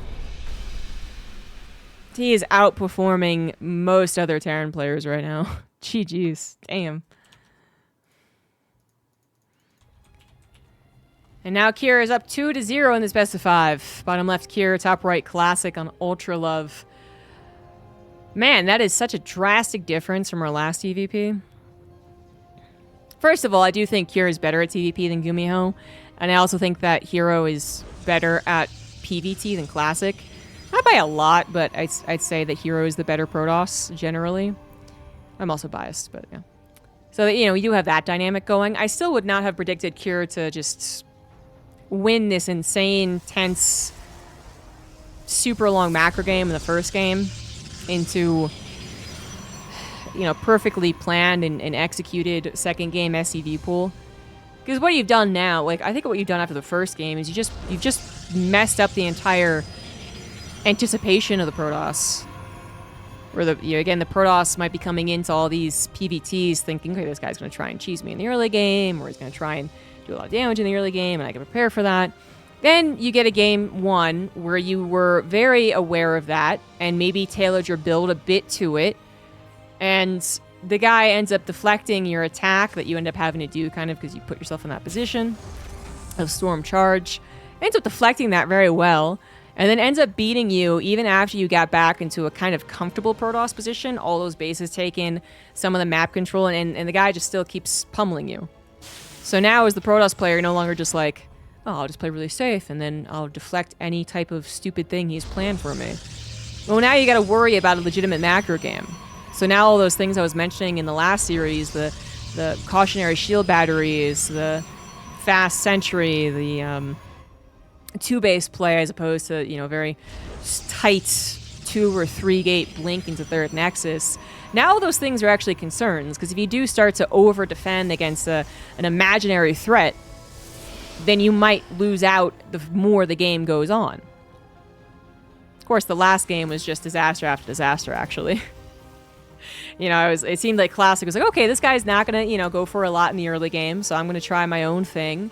Oh shit, he still went for enough in the early game, so my own thing failed, losing 3 units right off the bat, absolutely contributed to him having a bit more struggle in the medevac defense, and then also messed up his build, probably.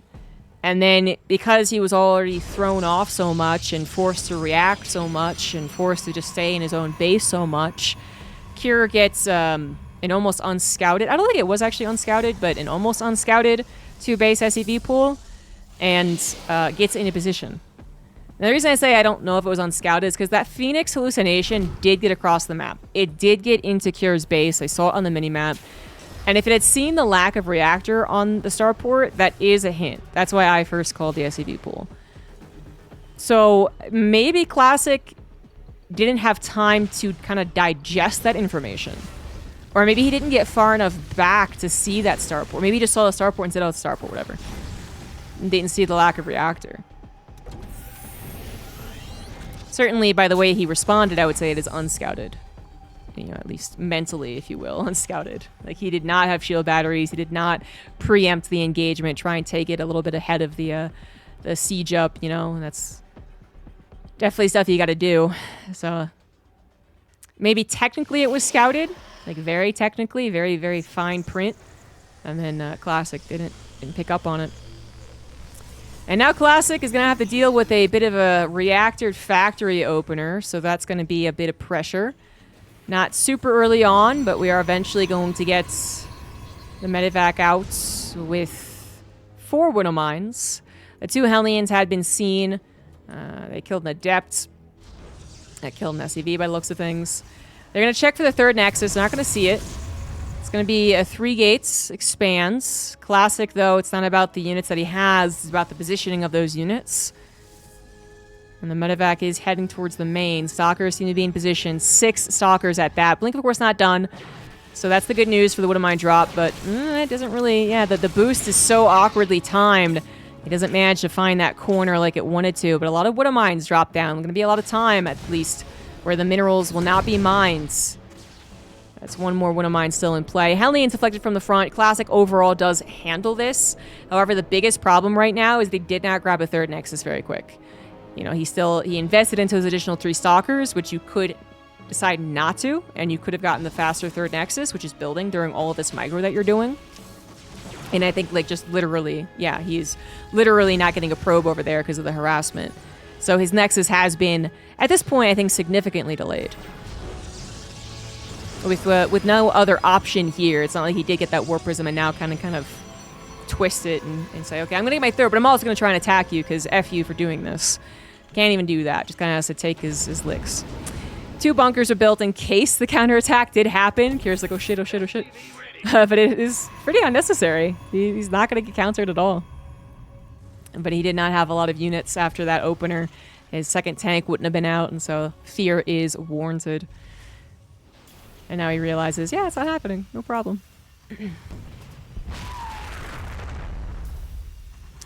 Top player stayed into all buildings were destroyed in a tournament. Would that be a problem issue? It's not exactly bad-mannered, but it'd be in poor taste.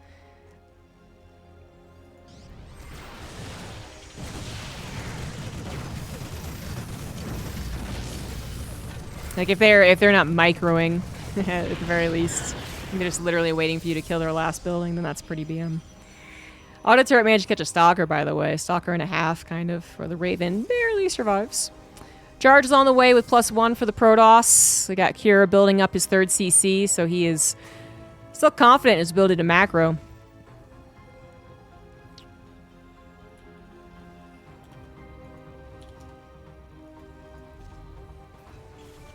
Classic, not going to have... I think it's awkward of a start to this macro game, though. As much as the Widow Mine drop did trip him up, and the 3rd Nexus was delayed, there is no forced engagement with High Templar charge. You really do have to try at the very least before trying to macro out of it. In this case, he's going to get to kind of a more dependable setup. 3 base Colossus, then 4th base, obviously, and then a little bit of that pressure on Kier's 3rd. So this is now the most typical TVP, where that first game at least had the little bit of extra flavor that was the High Templars. Stalkers, in a good number at this point, are a little scary to push out against, but Kier is even trying to bait, by the looks of things, a little bit. As his double drop off to the side. I don't know if Classic actually saw it. It might go for the drop. It might stay together. Looks like it's going to stay together. Tank is vulnerable. Tank is vulnerable. And that's what Classic goes for. A nice pick off right there. I think the force fields are supposed to also be available, and they still are, actually. You can still force field this. Yep. So a little more time bot for our Protoss player. Their Stalker did go down, but we even have the... Oh, no, the Sentry. Oh, save the Sentry. That was a Sentry, by the way, that died. So only one more Sentry left over. Fourth base wasn't started. Definitely the plan. Not going to happen. Classic just holds on to the minerals for now. Really wants to wait for the Colossus to help out, and that is about to pop.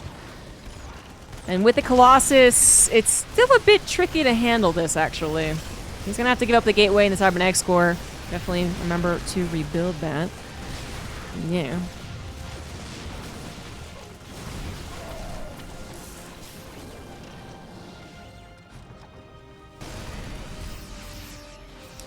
Zealots apparently going for a run by, now just on hold position. Haven't done a lot of damage yet, but they might. Cure only now responding to this, kind of, with his army, but not his SCV pool. Letting the SCVs die here. 8 SCVs go down when it could have been 2. 10 SCVs, 11 SCVs, 12 SCVs? Okay, the Zealots stop paying attention.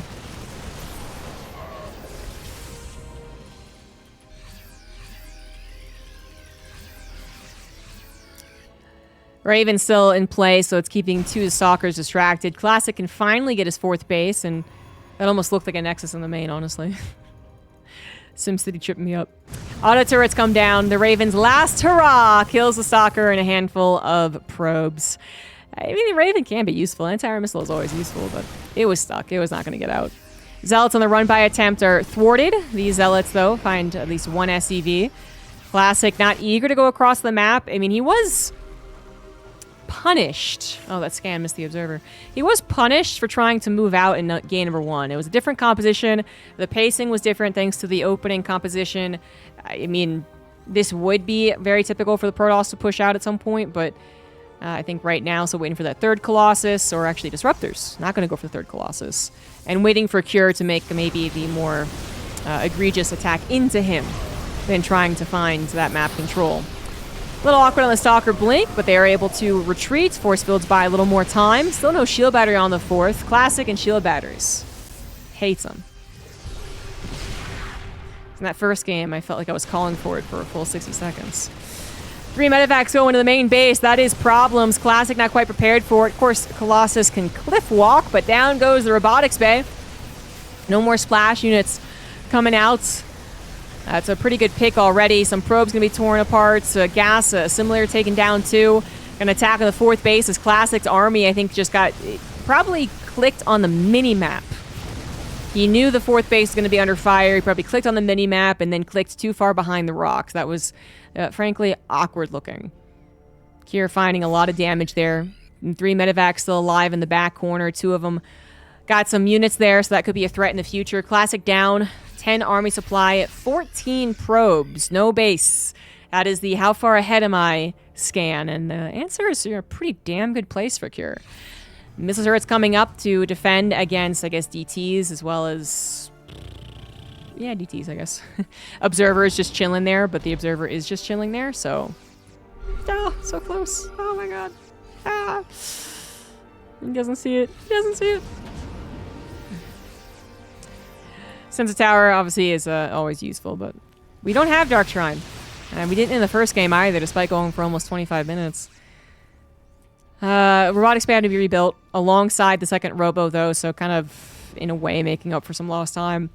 Upgrades are going to be favorable for Cure in a hot second. It's going to be 2-1 versus 2, and then 2-2 versus 2-1. Cure almost maxed out. Classic, pretty close behind him. Didn't actually replace too many probes because he doesn't have a lot of minerals to mine from. Not until that 4th Nexus is actually done. And then he can transfer his oversaturation probes in the main and natural. Warp Prism headed towards the natural. There are no missile turrets there. Cure has not invested into anti-Warp Prism yet. Just 1 missile turret in the main. So that was a good read from Classic, figuring that would be open, and it was. Warp Prism going to head into the main after that. It caused a lot of problems. Cure, now the one being a bit distracted, did leave some army on that 3rd base, though. So really, really nice preparation for an event like this. Classic did not have his main army push as well, which would have really complicated matters. So that was actually well handled by Cure.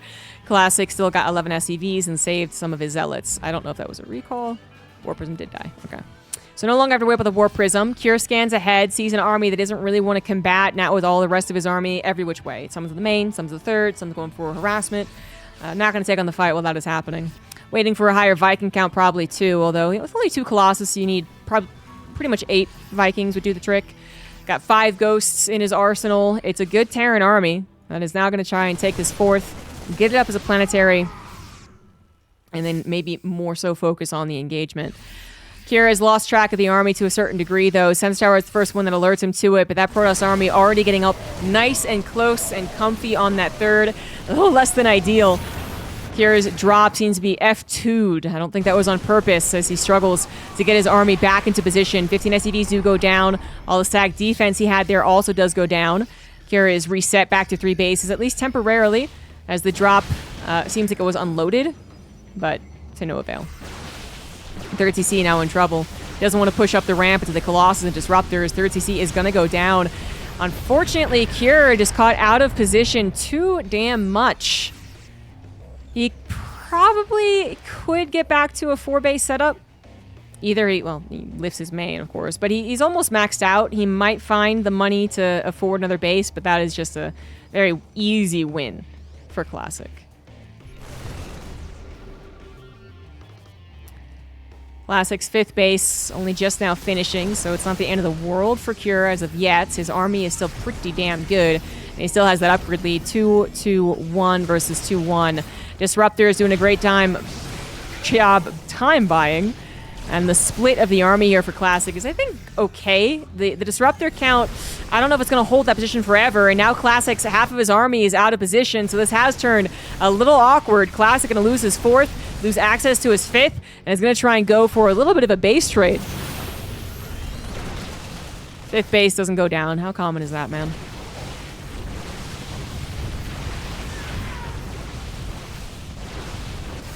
Okay, Fury's going to take out the 5th base. That is a large chunk of army to leave back there, though, honestly. Maybe a little bit too large, as the army is not together here. Medivacs fly over the reinforcing Stalkers. Cure just losing army as he's too chaotic. You know, he's not the one that was in control of the situation. Classic making the decision ends up being the right decision, and Cure is the one that's trying to react quickly, but not quickly enough. Command Center looks like it's going to burn. Army on the high ground was hoping maybe Classic would continue to be overly aggressive, but it goes after the 4th base, which was not a planetary. It turned into an orbital. Either way, it was dead, of course, so I guess it doesn't matter much. But didn't lift it preemptively, would not be able to save that. Only 1 Command Center left for our Terran player. A bunch of armies all over the place. Cure with half of it to the top left, half it to the bottom right. Actually, some of it's still in the main as well. Both of them supply blocked. Everyone's taking a beating here. Classic is the one ahead drastically on the worker counts. Time is on his side. 3-3 is done for the Terran. However, it is only half the Terran army. Classic tries to take advantage. The Stalkers do blink forward and do get ripped. Disruptor's getting focus fired as well. Cure, oh my god, so much blood. Oh no. Did not kill all the Disruptors. I think that was his goal. He was like, oh, I know this army's not going to be able to escape. You know, it might buy some time, but eventually he's going to get trapped. Let's go after the Disruptors. Maybe I'll kill every single one. He did not. Not before the Disruptors killed him. And I don't know if Cure's army is good enough. 20 supply down.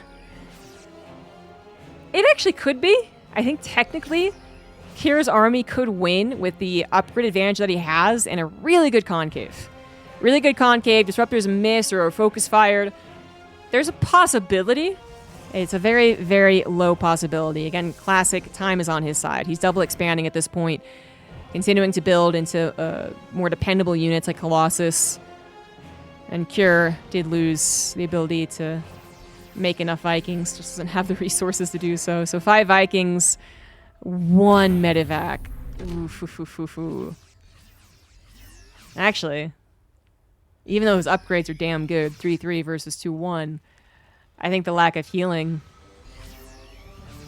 even before Classic added on a bunch of units, I think would have killed him, yeah. So never mind. I was like, his chances maybe like 5-10%, take the best engagement possible. I take it back. I think it's 0%. And here comes the death push. Classic should read pretty soon that he really does have an almost A move type army situation. Gonna bypass the army? I think either option works. The army is gigantic. 40 army supply difference. Cure barely eking out a couple of extra units.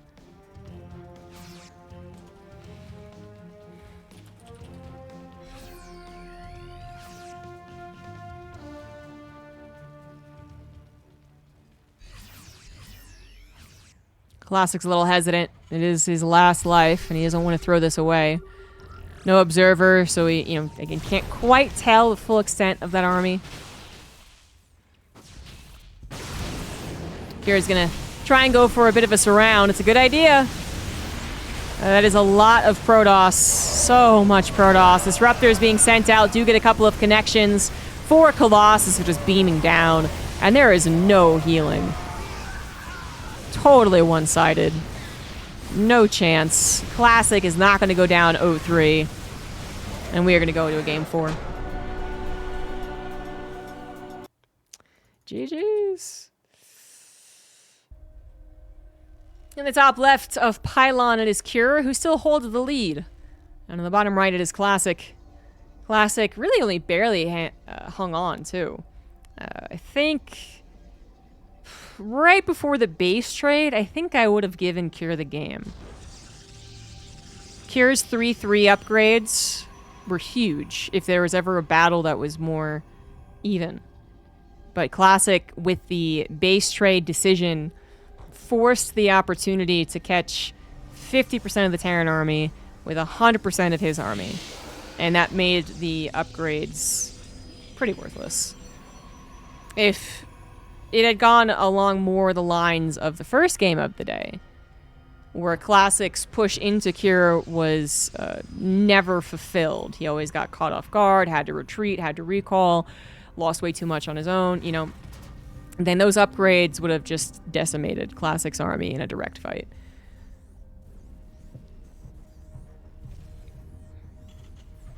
But that's why positioning is so important. Cure thought he got a big victory by catching Classic's army divided like that, killing the 4th base, getting the opportunity to kill the 5th, but then Cure, you know, honestly, maybe still, even at that point, having to lose his natural, his 3rd, and his 4th? Okay, well, I guess, I was thinking that if Cure hadn't segmented his army, he left so much behind to kill the 5th, which he didn't have to, like, you know, 5 units would have done the trick. And then he had an army off to the left, and then, of course, he had his reinforcements. If he was actually able to combine that, even after losing all 3 bases, I still think he would have had a chance. But, moving on. Moving on, Cure still has the better chance to win this series, up 2-1. Classic has struggled certainly more against Cure than he did versus GuMiHo. Marauder slow opener. How about that?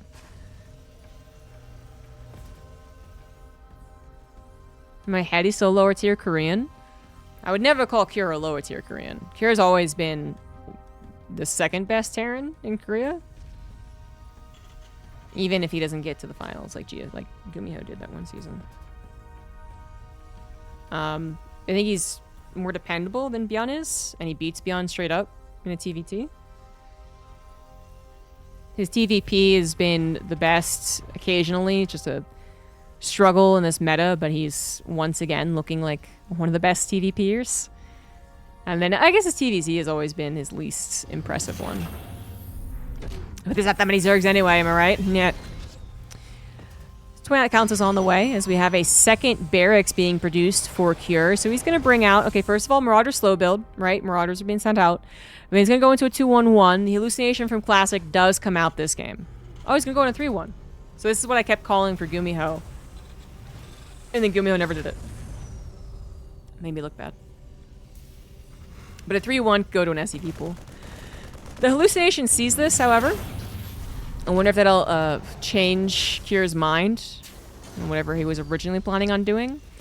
Classic didn't always go for a sentry. Again, this series has not worked out as perfectly in the Protoss's head as perhaps he envisioned when he started the series. So the kind of, okay, I'll just make sure I don't die to anything stupid in the early game. I'll be even a little overly protective, and that's going to lead me to success. That was thrown out the window, I think, in the first game. So the sentry coming out wasn't a guarantee in these games. The last two, right, weren't gotten at all or particularly quickly. This time it was. A little bit of a bummer for Cure, perhaps, who wanted to get a little more of a surprise. Maybe a 3-1 SEV pull could still work, though. We all know that execution is still most important, and we could have poor execution on the side of Classic. Classic's going for what's something that herO did, too. Right, by the way, he went robo-less. Since he sees no starport, there's really no need for an observer particularly quickly. No Banshees. Hallucination will be the scout that he can depend on to see an incoming attack at the very least. Maybe it's denied from seeing any further information in the base, but it'll at least see an attack. And he is going to be able to get a lot of gateways, a lot of units warped in, and then obviously charge eventually. And that might be a bit better than having a robo for an observer and then maybe even an immortal. Having X amount extra zealots might be better than that. Stalkers are also on the front line to scout any move out too. So there's that. Missile turret's coming down, wants to stop any observer, but yeah, we know there aren't. And Kira has 0 information. Doesn't care though, does he?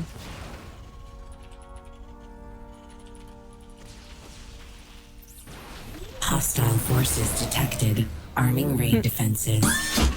Thank you, Wardy, for the raid. I know you guys are going to be watching a repeat, though. No spoilers in chat, please.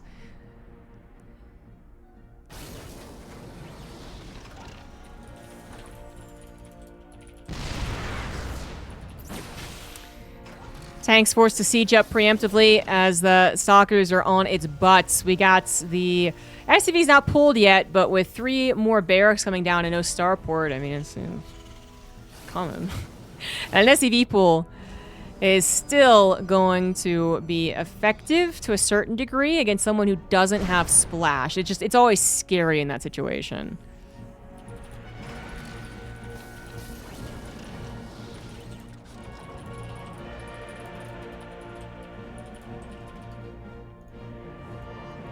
Hallucination keeping tabs on the army. And this will be the push with the SCVs pulled. There it is. There it is. This is what we were waiting for. Stalker is going to try and once again force the siege up to buy a little more time. Classic needs as many zealots as he can get. Absolutely 0 AoE here. Where are the shield batteries, by the way? Why does Classic not like shield batteries? What does he have against them? I know they're not as good as they used to be, but still.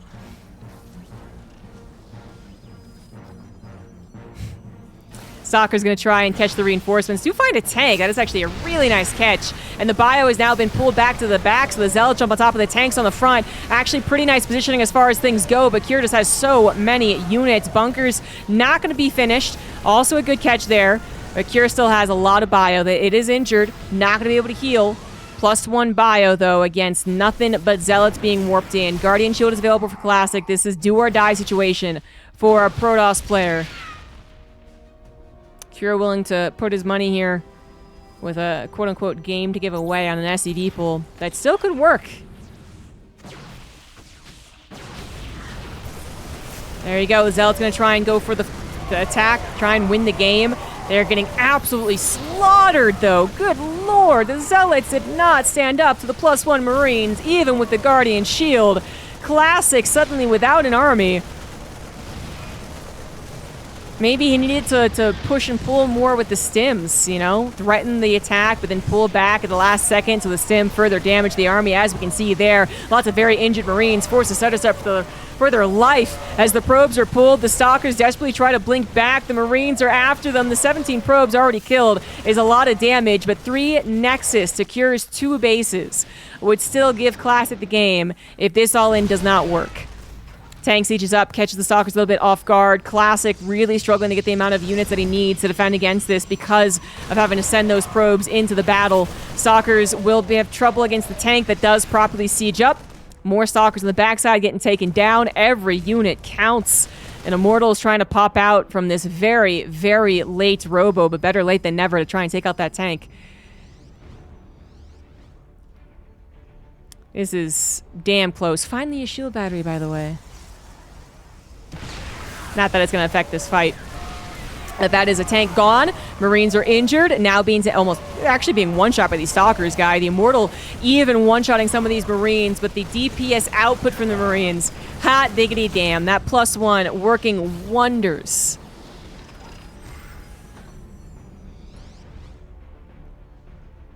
The shield battery is not going to get a say in this fight, is it? Ay, ay, ay.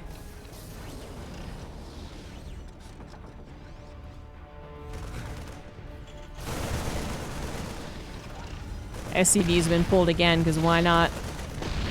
Needs everything he can to win right here, right now.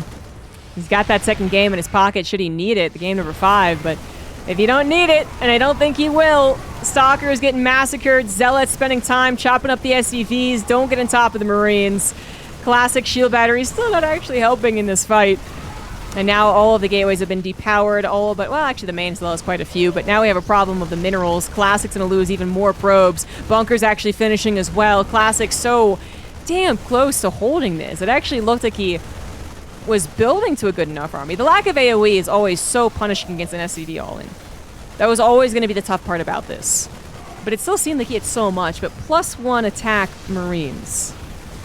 My god. Marines, good unit. And that's it. Classic as a GG. Cure, 3-1s, moves on to the finals, and will face herO in a best of 7.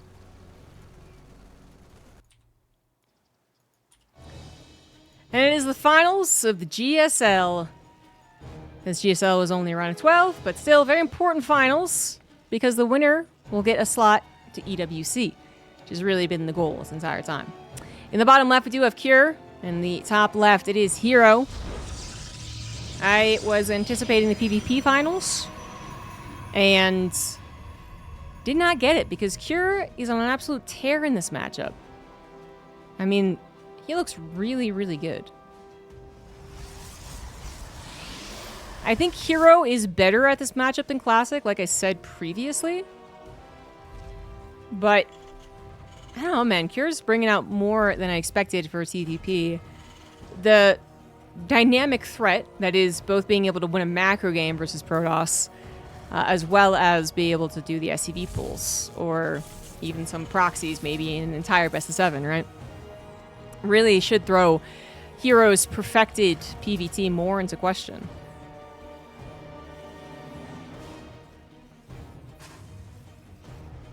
Still favorite herO, though. Yeah, still favor him. Can you zoom in the camera on some random Korean fangirls? That hasn't been a thing since 2012. So I don't know about that one. I don't know. The farthest placing Zerg, I think, was Raynor, right?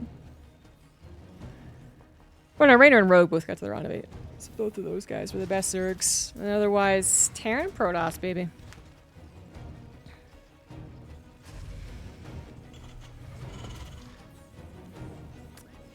Little factory expand coming out from Cure to start things off. herO goes for, of course, the early scout. I'm not exactly sure what herO will do differently. I think it is just a matter of doing things a little bit better.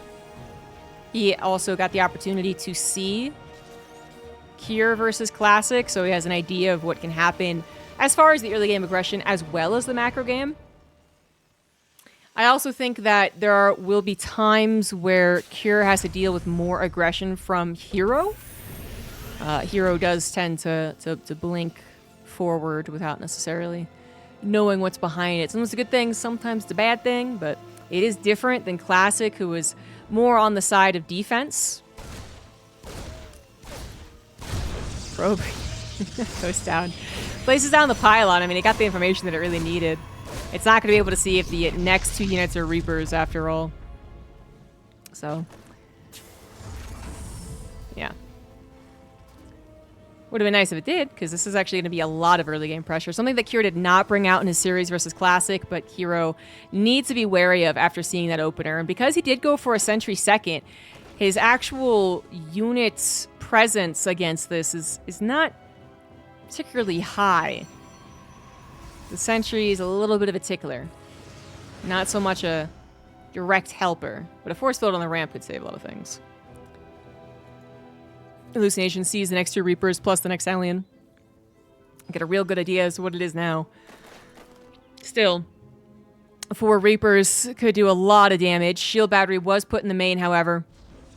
No shield battery in the main. I think those Reapers absolutely go for the probes. And the Hellions and the natural, again, kind of ditto. The shield battery means that they're not going to get freebies. They're not going to get the sentry. They're not going to get the probes. So in this case, having the 2 cautious shield batteries after the initial scout, very much on point. No force field, which I guess you needed 2 anyway. Oh, now he gets it. Just that tiny little gap. Still grabs a Hellion, however. Really good defense in the early game. herO is still forced to respond to this. Obviously, this is taking up a lot of, I guess, mental taxation and maybe forcing him to change up his build a little bit, but he is going to go for charge. He is grabbing his Robo now and 2 gases, so we're definitely going to have charge Storm. Was this his original plan? I'm not sure, but I think it could have been. He has been doing this a lot, but certainly being kind of more contained in and having to make sure you don't take any damage from this was the priority. And then moving on to his mid-game now. There are Banshees on the way. Did the Hallucination see that? It's all a starport. It's all an open tech lab. It could put 2 and 2 together. And this is so common nowadays. He won't have Blink Stalkers to actually tear down the Banshees, to chase after them. He still could get an appropriate number of Stalkers, so let's just say 4, and that'd probably be good enough, but won't be able to chase after him. Hellion wants to get a scout in the 3rd. I believe that is actually a 3rd, but he didn't get a scout on the gases or the Templar Archives, which didn't go down, actually. My bad. He's going to go into Colossus. He got a Robo. Decided to add on Robotics Bay. It's interesting. I wonder if this is, again, his original plan. I want to say no.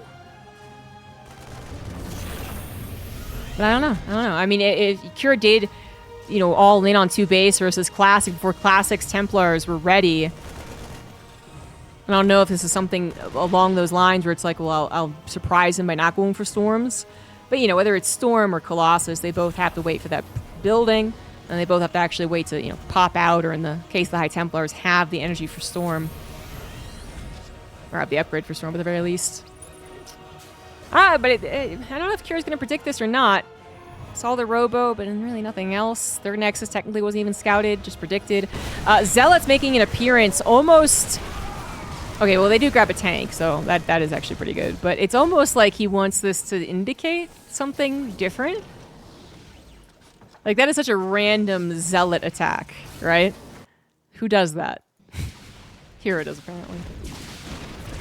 Banshees actually do surprise herO, though, so this is unfortunate for him. Observers here. They won't find too much more damage. 5 probes go down. That's not too bad. The scout happened, however, and that's pretty important.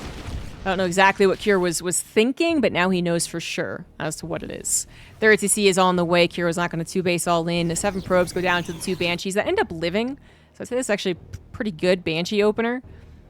And we're just going to wait for some of these upgrades to finish up as well. Real tit for tat on the game so far. Oh, which I forgot to get rid of the cat cam. Dimitri has abandoned me. Double medevac drop. Heading across the field. Didn't check for the observer, though. He might have been far enough away. Looks like he was far enough away. Stalkers are not making a move towards the main. Observer is making a move towards the medevacs, but that is also just a little bit off. And the medevac's going to scan, actually, to prepare the attack, basically. See absolutely nothing. Definitely going to go for it. The army's not too far away. Recall is still going to be used just to ensure that not that many probes go down, not that much lost mining time. Reapers lead the charge on the secondary attack. They do get sliced up, but now Cure can take out a good number of Zealots. It's not too bad for him, honestly. Yeah, his attack was found out, but it doesn't take a genius to realize that the Terran might do a multi-pronged attack. Just maybe. Like, maybe that's a thing for them.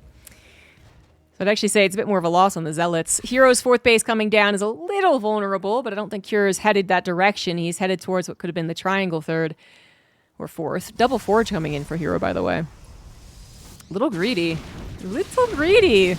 And he's not played an absolutely perfect game. These Banshees finding a little bit more damage. We're finally being taken down, but that just confirms the Stalkers are not in position. Colossus now a little alone. Jump on top of it. Will be able to grab it. Yes! Shield Battery could not save the day. Now the Sentries could also be goners. The Woodamine going to help take that out. Tanks blink forward, or Stalkers blink forward, but the tank is just shelling away at this point. That was not the defense that herO was looking for. A couple of Zealots get warped in. This is such a small attack. It might just do the trick with the second Colossus about to arrive too. That will make the hold, but the drop in the main comes back, realizing the opportunity is there. Doesn't fully unload though. Cure with little missed micro went back to focusing on the frontal attack. Hello, there it is. Full unload is much, much better. But the Colossus had some time to go respond. The army took too much damage, and that will be forced to flee. Third CC now down, saturated. Upgrades finally finishing for herO. But his fourth base actually being gotten away with is a really good thing here. He took quite a beating to his actual army count. If he had also had his fourth base canceled, I think this would be pretty simply game over. But even though he lost out in a lot of army, his fourth base is up. His economy is good, not fantastic. And he does have two, going on to 3 Colossus once again. I think he up a tree for that raid. 4 medevacs headed towards the main base. Stalkers are kind of in position. Target fire of the week is first. Nicely done. Still 3 medevacs worth of units unloading there. Colossus is responding. This will be very temporary. This will be taken care of. How many units will Cure get, though? Gonna go after some Stalkers, maybe? Nah. No, Jesus. Double. I don't know about that drop, but the drop in the natural also coming in, finding at least some probes, getting away before the army responds for further harassments. All of this, though, is, I don't think, really adding up for Cure. He has lost so much trying to find more momentum with all these drops, and now he has fallen behind in the supply. He knows about the fourth base. So I think with all of that, frankly, failing, I mean, it's not a harsh failure, but it's not good enough. I think Cure knows he's in a lot of trouble. He's going to have to mount a very good defense here as the 3 Colossus, now 4 Colossus come across the map.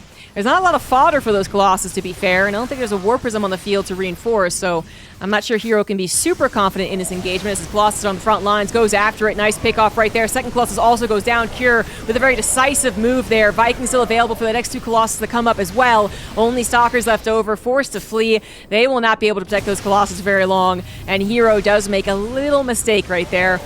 Maybe being a little too eager to get on Cure's side of the map, while Cure's macro was still very good. The Marauder count very high, the Viking count just good enough when you consider he jumped on top of the Colossus with the bio at the very least. Ghost Academy's finally on the way too. EMP is always helpful, even though we don't have Templars on the field. Bigger problem, I would say, for Cure. Great that he held. He did not let herO just contain. It's still probably going to lead that way. Cure doesn't have a 4th command center, and his upgrades are falling further and further behind. So 2-2, halfway done for Cure. herO is working his way to 3-3. So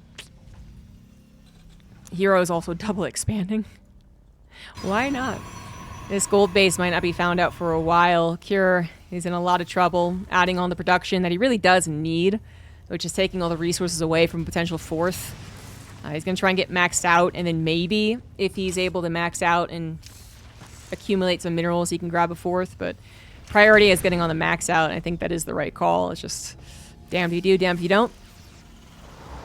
herO with 3-3 long before Cure's, while he's going to be maxed out with the perfect composition that he's looking for, is really going to be able to bully Cure for a little while longer. Cure doesn't have as much say in this game, I think, as the first game versus Classic, where it was far more back and forth after a successful defense from Cure.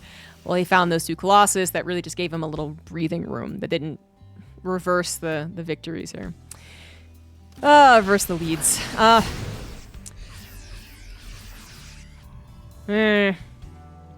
Look at the mini-map. Don't feel very good for the Terran, do we? That mini-map is pretty blue, and we've got not just blue bases, but also blue map vision all over the field. herO knows how desperate it is, as he's going to see eventually just the orbital having moved over. Once the 4th base was mining out of his main, not going to wait for the actual 400 minerals to build that and wait for that to build too, right? Needs it right now. A Dark Shrine is on the way. Something that Classic really doesn't get very often, does he? Despite being so well known for his DT blink into Rogue's base in 2019. Everyone knows that one. He actually doesn't seem to like DTs that much. I personally like the addition, especially if you're going to have all of this time. It's very clear the Terran player is not going to be able to get on the map. They are properly scared of the situation, so they're just not going to go for it.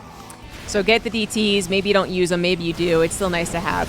Big attack coming on the right side. That is 5 Colossus, by the way. I don't think Kira anticipated that many Colossus. Might have stopped his Viking production or just never gotten that much to begin with. 5 Vikings. Not going to be enough there. 8 Ghosts is also quite a bit. Maybe a little too much. Being very, very picky about the compositions, but we are reaching a maxed out situation for both parties. So instead of having an extra 3 Ghosts, maybe you have an extra 3 Vikings, whatever it would be. I don't remember their supplies.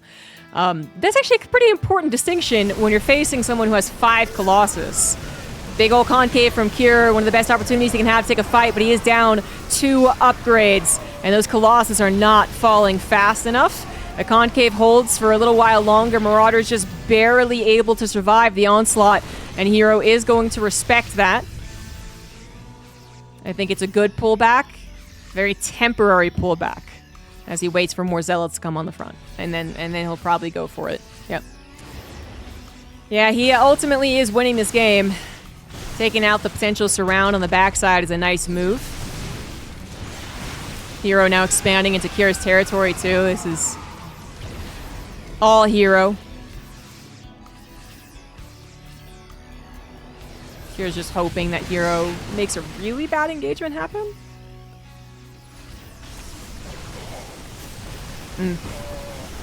Not a bad engagement for herO here. Zealots find a small portion of the army off to the right and slice and dice. The Colossus find the rest of the army. No contest. Go missile turret, go missile turret. And yeah, herO is going to take game 1. Really back and forth in the beginning, however, but once herO found his footing, it was smooth sailing from there. Cure over-dedicated to the drops and lost all of them, and that gave herO so much freedom.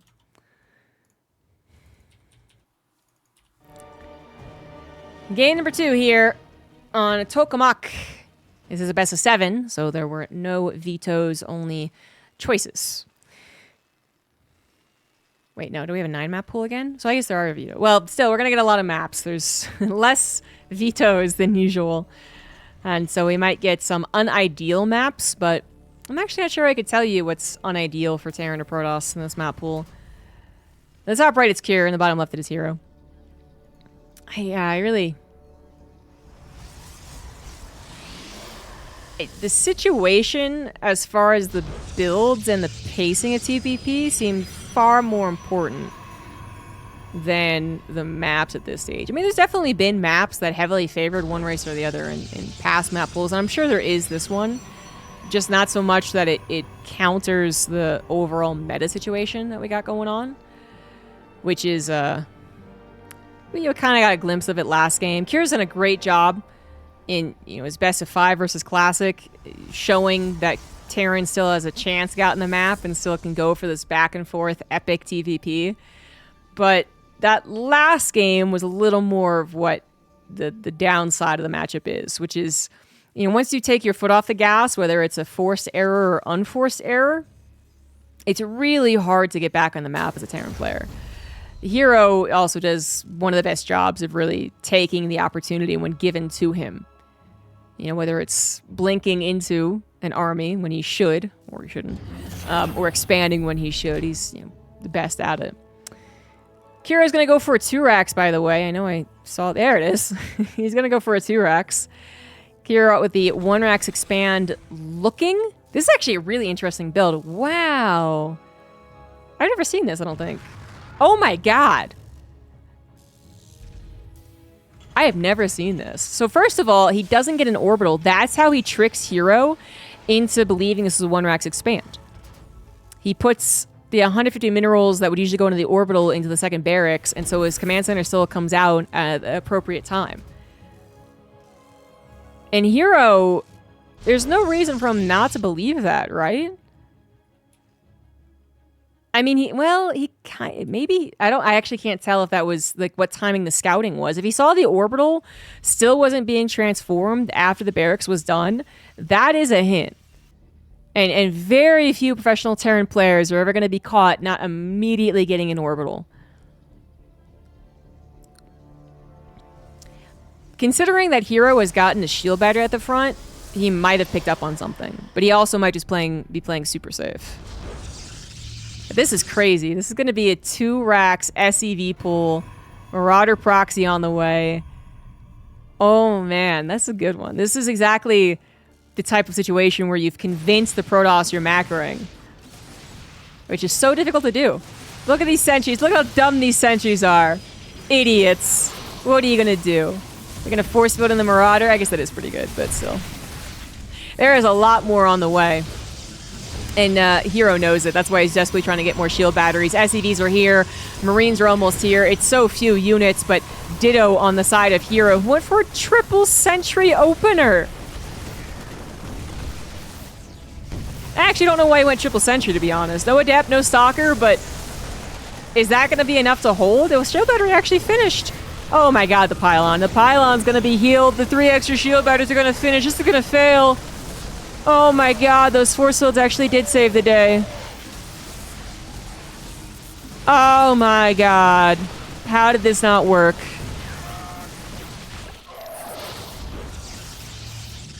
Unbelievable. Unbelievable. Wow. herO slapped that down.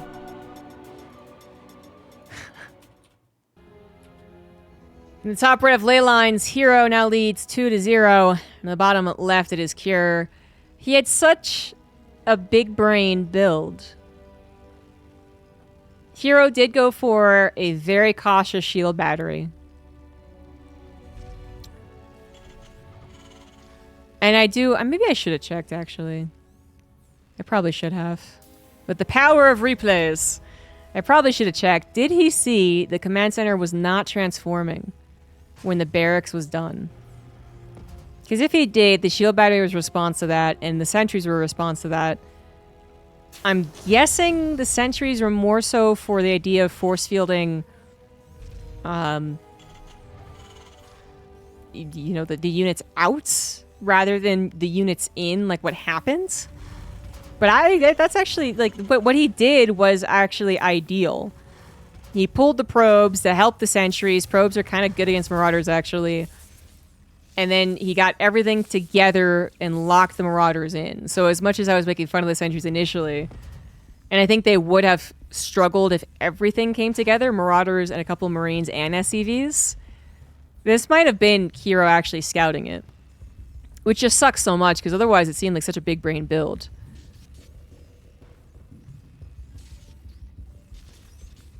And the freaking pylon standing, man. What the hell? Oh, well.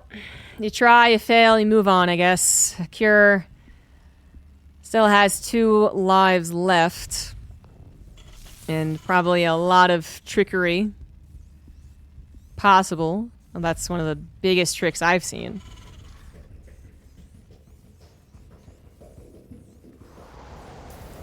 Factory expand coming out for Cure. herO spots it, and that's the confirmation that the probe can get. The probe can't linger any longer, so you're going to need to depend on either an adept or the sentry, maybe a 3rd sentry unit. For now, no sentry. Whoop. Probe was found out too. Not sure if herO was trying to hide that. If he was, it was unsuccessful. 3rd unit is going to be a stalker, so... Or wait. Oh, that is a 2nd unit. I'm bad at timings. 2nd unit is a stalker. We'll still see if the 3rd one is a sentry. Reaper's going to get into the main easily as the stalker went to the left. Reaper came in from the right. And a couple of probes are going to lose their lives by the looks of things. Maybe just the one. Oop, Reaper does go down. So yeah, just the one probe is not a big deal. And, you know, there is a 2nd Reaper and a Hellion on the way, but I think if you were going to go for multiple Reaper Hellion, like you did in the first game, I think you aren't going to use the first Reaper like that. herO is going to play it courageously, sending his units across the map. No sentry. His harassment is going to be his scouting. He does not realize there are more units on the way. A single Helmy and a Reaper could actually do a lot of damage. But then again, the command center is also going to be under fire, although right now hero's not focus firing. There he goes. Trying to deal with the main base harassments. Probes were pulled. Reaper's gone. Only a Helmian. It's not bad. I'd actually say that's okay for Cure if he wasn't losing time on his command center. Cyclone is about to pop, and the Stalkers could be in trouble, so this might turn around on herO. It is indeed, as the SCVs are also pulled into this. One's going to go build the command center. The other ones make sure the Cyclone does not get overwhelmed, just in case. And the Cyclone should be able to hold until that tank, and then that'll be the real defense. herO is going into Blink and a Robo. So not the Roboless style. And then how many gateways? Generally 3 nowadays. Generally 3. That's actually a little more awkward perhaps for herO. Nope. Cyclone locks onto the Adept. Medevac still being targeted. It is going to survive, just barely. Oh, Jesus. And now that the Cyclone has the buddy tank, now it's turned around a little bit on herO. How did that last Stalker not die? SCV's going to repair the Cyclone. Tank sieged up. herO didn't realize it.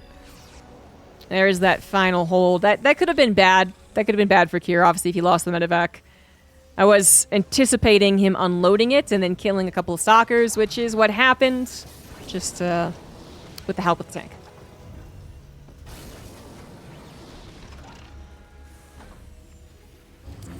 Second barracks is on the way. Kier goes into a 2-1-1 from this. And herO does not have the scout. Yep, didn't get into the main base at all and is not grabbing a sentry for the hallucination. 2 more gateways are on the way. How many is that in total? We got a good old-fashioned 4-gate, guys. We're 4-gating it up. herO, I wanted to mention this. I don't think I did, but I was going to say herO also more likely to be aggressive with his Blink Stalkers. So I was talking about, more in the macro sense, but then, yes, literally as far as the build goes, I think he would be more likely to actually go into a 4-gate or to go 3-gate with a Warp Prism compared to Classic. And that's going to change the dynamic a little bit and what Kier's expectations are. Kier should know this. He should know that herO tends to be a little more aggressive and should not be careless with his army movements now that the 4-gate timing is almost here. Before the simple medevac drop, that's typical timing. Ideally hits before the blink is done. And then, poses a threat for the rest of the game. In this case, you gotta wait to see what they're gonna be bringing at you. Good scan on the Observer, honestly. This attack is still going? Oh no, I totally was... that was a bad cast then. Okay, well, in my opinion, Kier should take the possibility of a 4-gate very seriously. And I guess he does. He does move out. He does kind of want to preempt this. But then he could just find himself out of position. So I don't know, man. I don't know. Stem's going to be canceled. A lot of Stalkers ended up surviving. Tanks have to get in position and then siege, which means that the Stalkers can blink on top of it. Oh my god. I thought Kier was going to wait for the 4-gate timing. Stalkers are starting to go down. SCV's finally getting on the action. Warp Prism doing that secondary blink micro, but 3 tanks still available. Their regular DPS ain't bad, guys. It ain't bad. Stalkers starting to get real low. Zealots warped in to help deal with the SCV pool. At the end of the day, herO finds tons of damage. So much. He is going to lose almost all of his Stalkers, though. Quick pickup with the Warp Prism to save at least 4. But 12 Stalkers go down. 22 SCVs. I think Kier just pulls the rest of them and wins. Yep. He pulls the rest of them, is going to go for it. herO has 4 gateways, a Robo, and a Dark Shrine on the way. He knows the counterattack is the scariest thing right now. He knows that he's at a slight army deficit after letting those Stalkers stay as long as they did. And he knows that there is very likely an attack on the way. He hasn't actually seen it yet, I don't believe. Or no, he did actually. The Observer repositioned, so the Observer absolutely saw it. He's going to try and get ahead of it with whatever Stalkers he can. Right, recalled the Warp Prism, have 4 Stalkers try and pick off 1 or 2 Marines, everything counts. But nothing so far. herO woefully low on the army count. Woefully low, guys. He is at half the army count, and the SCVs have been pulled. Hold position with them as well. They're not attacking. They're just going to try and body block, tank siege up, fire away on the very few units that herO has. And I think herO gave away too much army. Simple as Kier making the right decision. Absolutely pull the boys and go for it. Kier is not going to go down to an 0-3 situation. He is going to win game 3 and start the series a little bit more in his favor. herO stood no chance to the overwhelming army. Maybe a little frustrated since it was a good position. He could have played it differently, obviously. He could have maybe saved more stalkers, blinked out faster, and then had more to harass the incoming attack. Maybe he could have gotten a faster Dark Shrine. I think this was very much a response Dark Shrine to the all-in on the way. Like, he just knew that was going to happen. So he was like, well, one thing, he's not going to have a lot of scans. It's a good idea, but he didn't get it fast enough. Also, an Archon wouldn't have been bad. Worst case scenario. But yeah. Probably a very frustrating game for herO, who's finally ready to tap out. There you go. GG. Cure brings it to a 1-2 for him. And now we got at least a point on the board for our Terran. In the top left, we have herO. And on the bottom right, we have Cure.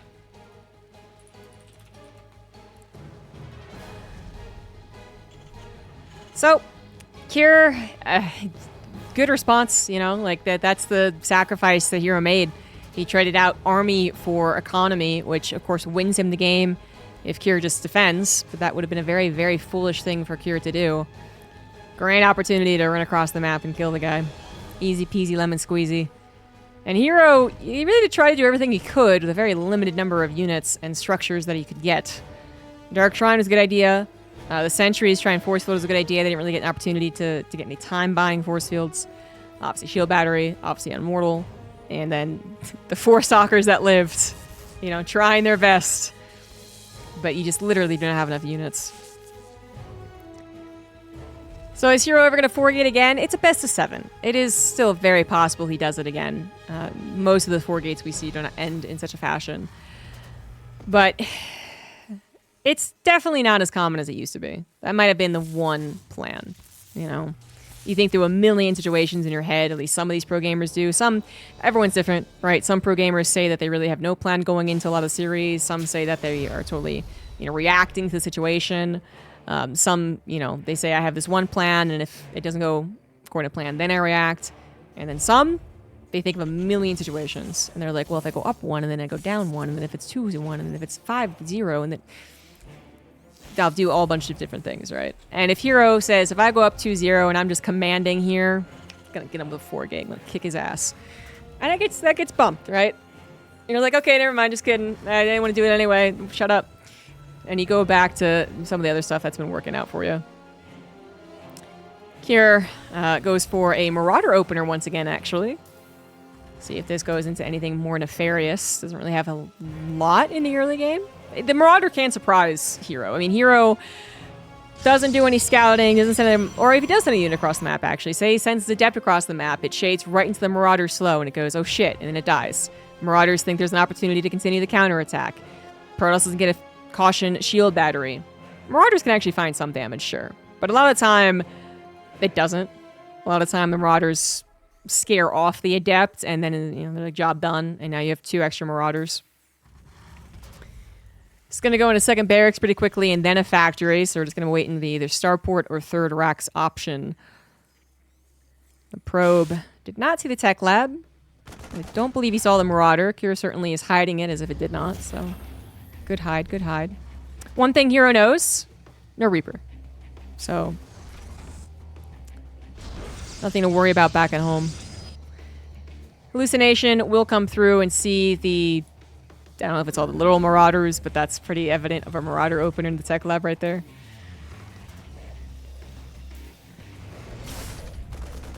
And then he's going to want to make sure this does not turn into an SCV pull situation. We do have a lot of just default shield batteries coming down for herO. So, definitely helped him in a couple of games already. You could hurt him if this was super, super macro, I guess. But as soon as he realizes, as this hallucination saw a third CC on the way, you know, then it's like, okay, I wasted 100 minutes on a shield battery, but go Nexus, go Pro Production, go Chrono. You can still pivot from a situation such as this. Very fast Forge coming down. That's not a Robo. You can't trick me. That's a Forge. Yeah, I would have just guessed it was a Robo if I'd seen it in game. Thank God we have the production tab. So very, very fast upgrade. Very fast. He's doing the Roboless build. I don't think he did this with a +1 this fast. Last time we saw herO do it specifically, but he might have. Classic did it. Classic did not go for the upgrade. Well, very quickly into charge. He actually changes off of Blink, which was not brand new. Like, that was a ways along. And says, nope, I don't care about it anymore. Let's go into charge. Okay. Some on-the-fly decision-making. As he did see that it was a 3-1. Looks like he's going to try and get into Archons. Stalkers, they have some use, obviously, against an attack. They can try and buy as much time as possible and pick off units with their Blink. But when it comes down to it, if the army gets across the map, if it gets sieged up, if the bio is able to stim on you, Stalkers, they wilt. Charge lots have a chance. And Archons as well. So I think this is the exact map that Kira did this on too versus Classic. I don't know. But it is a 3-1 SCV pool.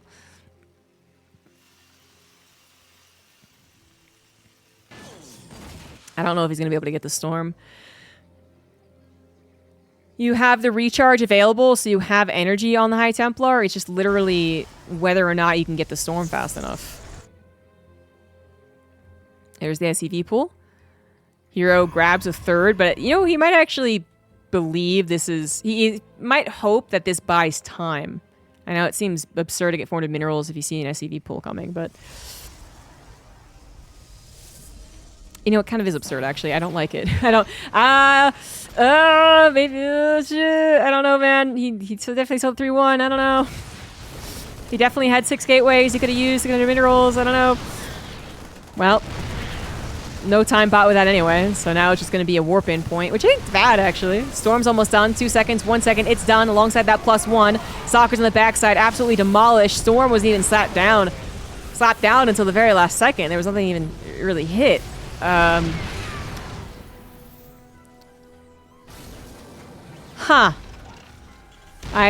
can't... I don't know if this was ever easy, first of all, so I'm not completely flabbergasted by this. I don't think this was ever an easy hold. But...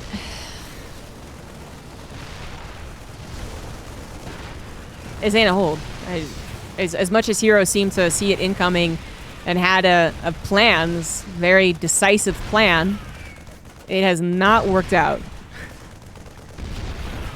Yeah. The bunker is creating a little artificial wall. Storm does hit some of the bio. It's a lot of bio, actually. But there's still 3 tanks alive, 4 bunkers as well, and more units reinforcing. herO seems a little bit SOL. 16 army supply to 51.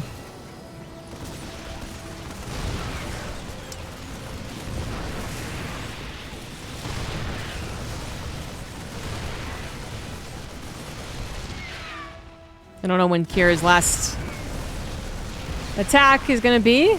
I mean, he's just slowly pushing in. It's more like, when does herO choose to go into him? And there you go. Last defense of herO in this game. A lot of the bio has been taken down, at least the ones outside of the bunker, but there's plenty in the bunker, so that's the problem here. And herO, maybe the most frustrating game so far, actually. Just because you did see this incoming, you did seemingly have a, preferred response building, and you still got slapped.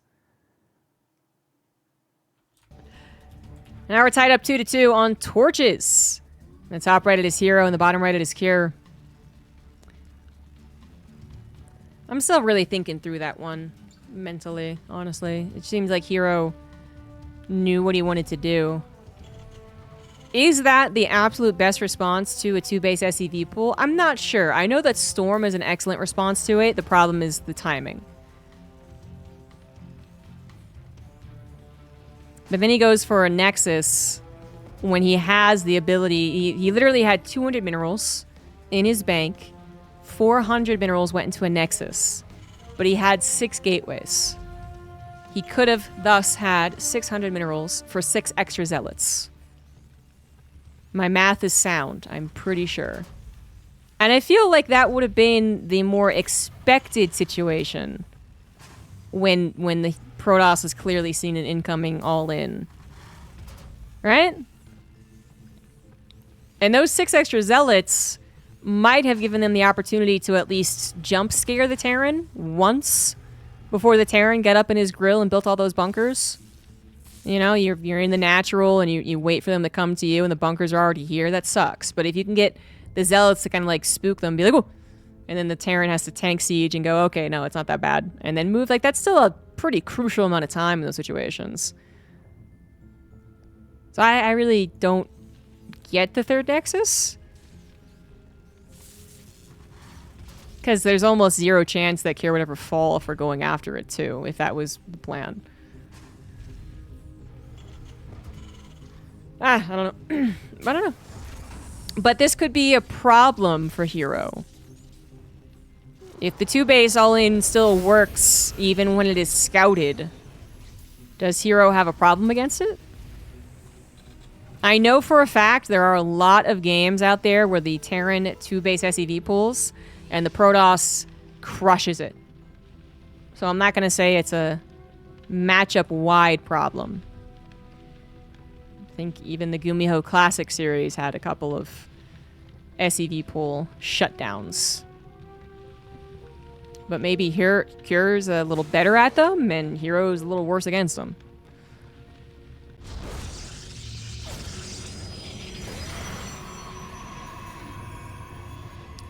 Once again, cautious shield battery, adept opener into the sentry. Twilight Council comes down. No Stargate openers in a while, not unless you watch Maru's off-racing Protoss, which was a little less than stellar. Otherwise, Stargate seems to have phased out. 1-1-1 behind the factory expands. Cyclone's going to come out. herO is going to be able to, I think even, well, he might be able to chill and see the Cyclone.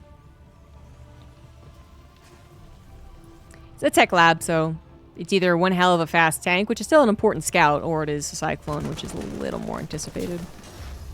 Charge is coming down first once again. I will say that as far as, you know, absolute perfect from the beginning response goes, herO didn't have one. herO did change a blink upgrade over into charge and then got the Templar Archives. And he probably could have done those things faster. I don't really know exactly how much faster unless it was completely blind. Because it did seem like he was scouting religiously. Maybe he wasn't. Maybe there was gaps, and now he's making sure there are no gaps. Banshees are on the way, so I think he wanted to confirm that's what the tech lab was going to be used for, and he did. Charge does not help against Banshees, but Robo coming down with an Observer, 4 Stalkers, easy peasy. Charge could be used to attack. You could go for this, I think the charge lots will overwhelm you before the Banshees kill me situation. Kill either the probes or kill the zealots attacking into the natural. Mentioning it because it is herO, and herO did already throw 6 zealots across the map into a natural at a seemingly very odd time in the first game. So I feel like it's worth mentioning. He could do it. I don't think he should. Hallucination getting even further scouting, still sees. Yes, indeed, it is Cloak. But also, 3 racks, 1-1. Now the scout's gonna see if there's a third CC at any given time. Sim was a long ways away from finishing, of course. Combat Shield will be coming up very soon. herO's got his army on the front. Telling you, man. Telling you. Is this actually a good idea? We're gonna find out. Cure is totally unprepared for this. No response, does not get the benefit of raising the depots and hiding behind them. SCVs are pulled very quickly, and we do at least save the Cyclone and a couple of Marines for some firepower, but the Banshee just left. The Banshee was like, you got this, right, guys? Oh, shit, you needed my help? My bad. Well, 15 SCVs killed. Yikes. Stalker barely able to retreat. A couple more SCVs going to go down to this very pesky little Zealot. And that was a really good amount of damage. herO does what herO wants to, all right? And I don't know about it. I didn't know about it, but that freaking worked, actually. Is it really only one Banshee? No, one Banshee did die. So maybe it did stay there and it died. What happened to the other Banshee? I need to rewind. I need to see this. Because if he just let that Banshee go across the map. Okay, one Banshee was trying to kill probes. Oh, that's the one that died, though. But yeah, the second Banshee was like, whatever, guys, you got this. Oh, what a dick. I think that Banshee could have actually really helped in the main. No matter what, I would say minimum 8 SCVs go down, I think. But I think the Banshee could have reduced it, you know, so it's not 18. Maybe it's 12, I guess. Well.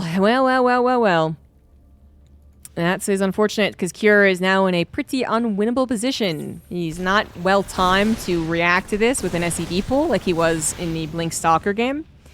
Nor is he having a good time in a macro game.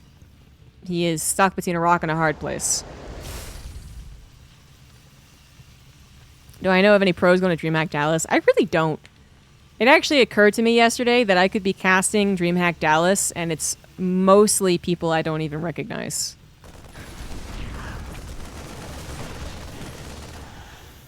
It's like the final day, it's like pros you recognize, but the first day is just like, who is this guy? Who signed up? It's possible.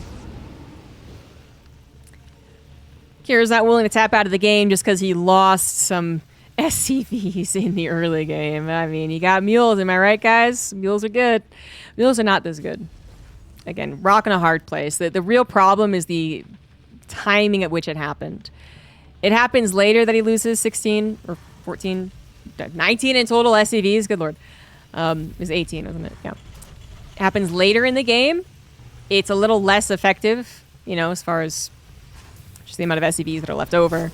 And it also means that there's more bio, and the upgrades are all done, and that counterattack can happen. It happens a little sooner, and then maybe... I don't know, a little sooner probably would still be pretty bad, but maybe even a little sooner, there's something to an all-in. Just because herO would have had so few units. It was, the time was so damn inappropriate.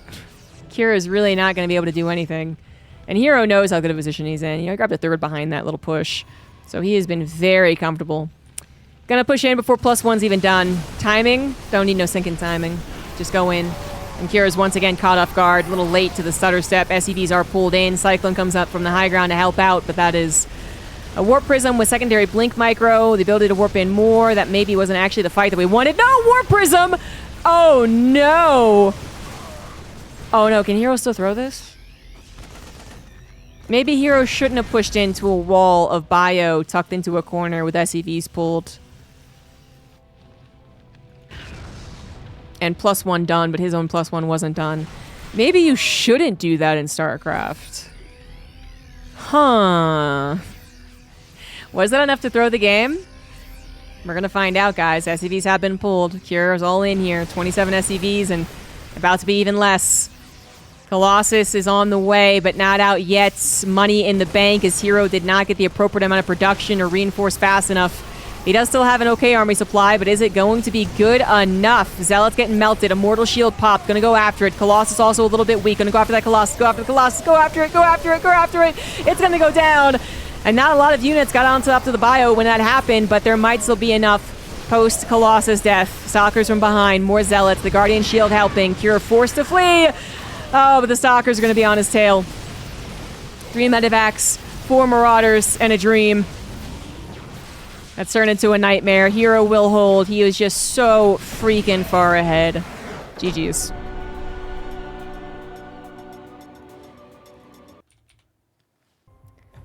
Game number 6. In the bottom left of Ultra Love, it is herO. And in the top right, it is Cure. herO now on a potential winning map. If he wins this, he'll win the GSL and get his slot to EWC. Kira has a chance in Season 2, which is coming up very soon. Trying to fit all of these qualifiers in before EWC. It's like July 20th or something like that.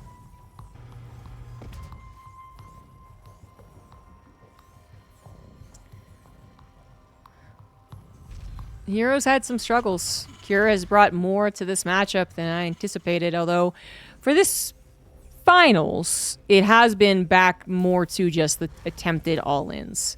Maybe some of them were forced. Maybe Kira had nothing but macro ambitions in the last game, and then he lost 18 SCVs. But there's been a lot more of that early game 2-base emphasis in this compared to Kira's really amazing macro game versus Classic. He did try in the first game. He did. It just didn't work out. And then I guess once it works out, you flip over the table and say, to hell with that. I'm just going to go for 2-base all-ins.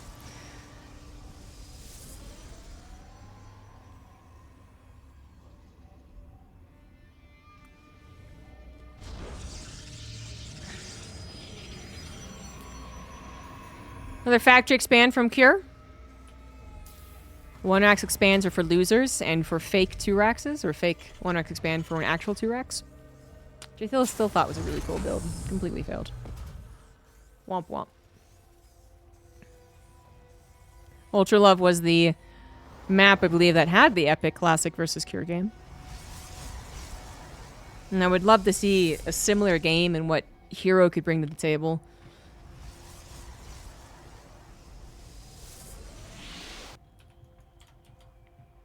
Let's watch this Reaper for a while. I was thinking of PvP finals. I was thinking if it wasn't PvP, it'd still be very herO favored. 4-1 would be my guess.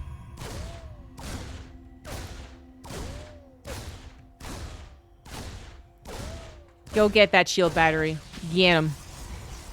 Probably was waiting for whatever units that was out to reveal itself. And hey, it was a Stalker. No entry into the main. Sorry, buddy.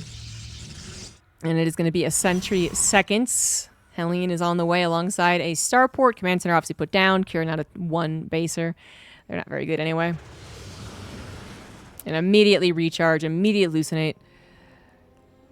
Wants to make sure it's not really a 1-base. But also making sure that it's not going to be perhaps reactored Hellions. Or, well, yeah, reactored Hellions or reactored Reapers. 2 Reapers, I think, may have tried to do a jump. I'm not sure, but they do not do it successfully. 2 gateways coming down already on top of the initial 1. Pretty quick. I think hero's going to do it again. He's going to go charge and just sends out. Oh my god, he's going to do it again. Where's the goofy meme? Wait, he's going to 4-gate with this? Is he just going to all in with it? We're going to have some stupidly Wings of Liberty 2-base charge all in?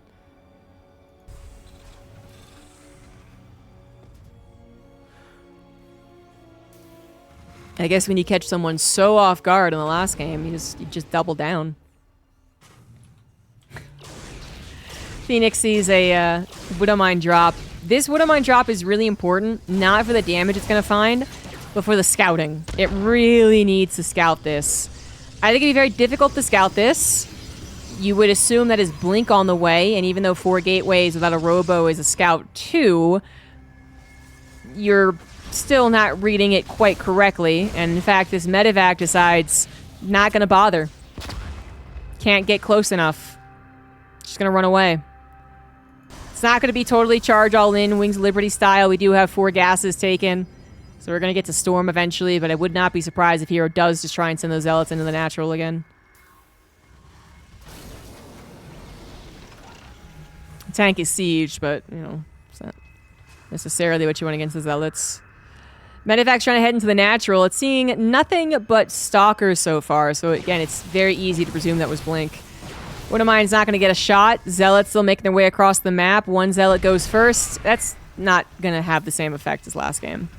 Little Sim City. Oh, he even pulls the SCVs. That might have just been to repair the bunker at a very coincidental timing. I am not sure. But the SCV block to help would have been appropriate. Just more Sim City hold position them. Because 1 Zealot that had charge, right? It was fast. Its little legs went put. So you can tell that that was charge first if you were really paying attention anyway. And even if Kier knows about it, maybe he didn't notice how fast the Zealots were moving. Or the single Zealot. He's just going to go for it anyway. He's going to do it again. They both are going to do it again! SCV pull? Yeah, buddy. And while the SCVs will not be seen by the hallucination, they are almost guaranteed. It is almost. Like, this could pull back and get a third for all you know. Two observers are awkward. They're like, no, you're supposed to go that way. You're supposed to go that way. Wait a minute.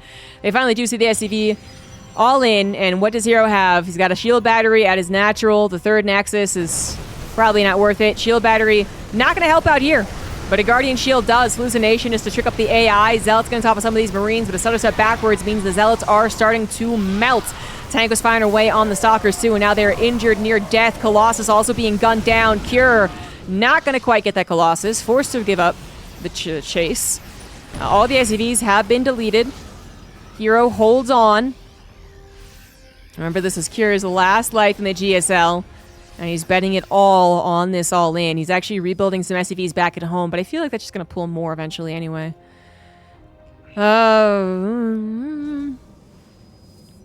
Both players in a delicate situation right now. herO might look like he's going to win. You know, time is on his side after all, but I don't know. Those tanks sieging up here kind of puts the choke against you. hero's going to go down the choke. Third tank wasn't quite sieged. Zealot's already getting disappeared, and the tanks are properly focus firing. Get one of the Colossus, the other one significantly injured, and that was not the push out that Cure was hoping for. I think he's willing to lose the Zealots every time, but nothing else. Certainly not the Colossus. Cure even reinforcing now with some Marauders to add some chonk to the bio. And herO is in a hell of a lot of trouble. Shield battery going to go down. Immortal's going to come in, but the choke is now against you. Pushing down this is near impossible. Even a Viking comes in to help out. That Colossus is going to go down so damn quickly. And herO is going to be forced to game 7. He cannot handle the 2-base SCV pulls. They keep on getting them. Oh, that Atosis pylon. Oh! Not that I think it would have changed the game, although a second Colossus would have been helpful. The probes are all dead. The Immortal's going to be chased after. And Cure is going to force a game 7 in this PVT finals. herO once again, maybe a little disbelief. Can't believe he's been forced this far in a matchup that he is so good in. GG's. Cure! Game 7! It all comes down to this. Who wins GSL and who gets a slot in EWC? Where there is $700,000 on the line in that tournament. That's the real goal here. In the bottom right, the SCV pulls are working. I feel like he's going to do it again. It is Cure. In the top left, perhaps revealing a slight weakness to them. It is herO. What can you do to stop the 2-base SCV pull? Well, one game, he did send Zealots in and massacred 18 SCVs, and that made things a lot easier. Second game, we tried to do the same exact thing, but it just didn't work. Not the same, quite the same setup, unit composition. Just positioning. What else did he do to interrupt things? I feel like maybe a 4-gate, but one where you don't actually dedicate to the Stalker. You just have a lot of Stalkers to constantly push the Terran back and slow down the engagement. Wouldn't be bad. I mean, to be frank, as much as we're seeing herO go for these very response-heavy builds, like he sees the SCV pool coming and then he responds to it, he changes his blink to charge, he goes for High Templars. Most of the SCV pools of the past were not defended because of a quick scout and a quick response. They were defended because there was already some amount of fear. You know, the Protoss was like, well, I need to be careful, I need to have 3 gateways, and I need to build a shield battery, and I need to do scouting. And then they'd see maybe the SCV pools start at the natural, you know, in a good scenario, they'd see that. And they'd still be able to hold. So I'm not saying that the response going Charge Storm is bad, because I don't think that is the case. It's just, it's not working for herO. So, I don't know, maybe kind of sticking with the basics would be better. And then playing more defensively minded than that particular 4-gate game we saw. I don't know. You know, I'm not going to be a good coach in this situation. I think you would need a little bit more time to study and practice against what Cure is doing to you than what GSL currently allows. GSL back-to-back semis and finals, but even now back-to-back on the round of 8. So you really don't get any time to prepare.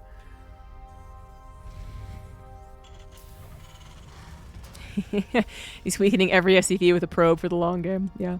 Another Marauder opener, too. You like these ones. Into the 2-1 and probably into the 3-1, right? The SCV pulls are working. Why would you stop? It is the thing that is working.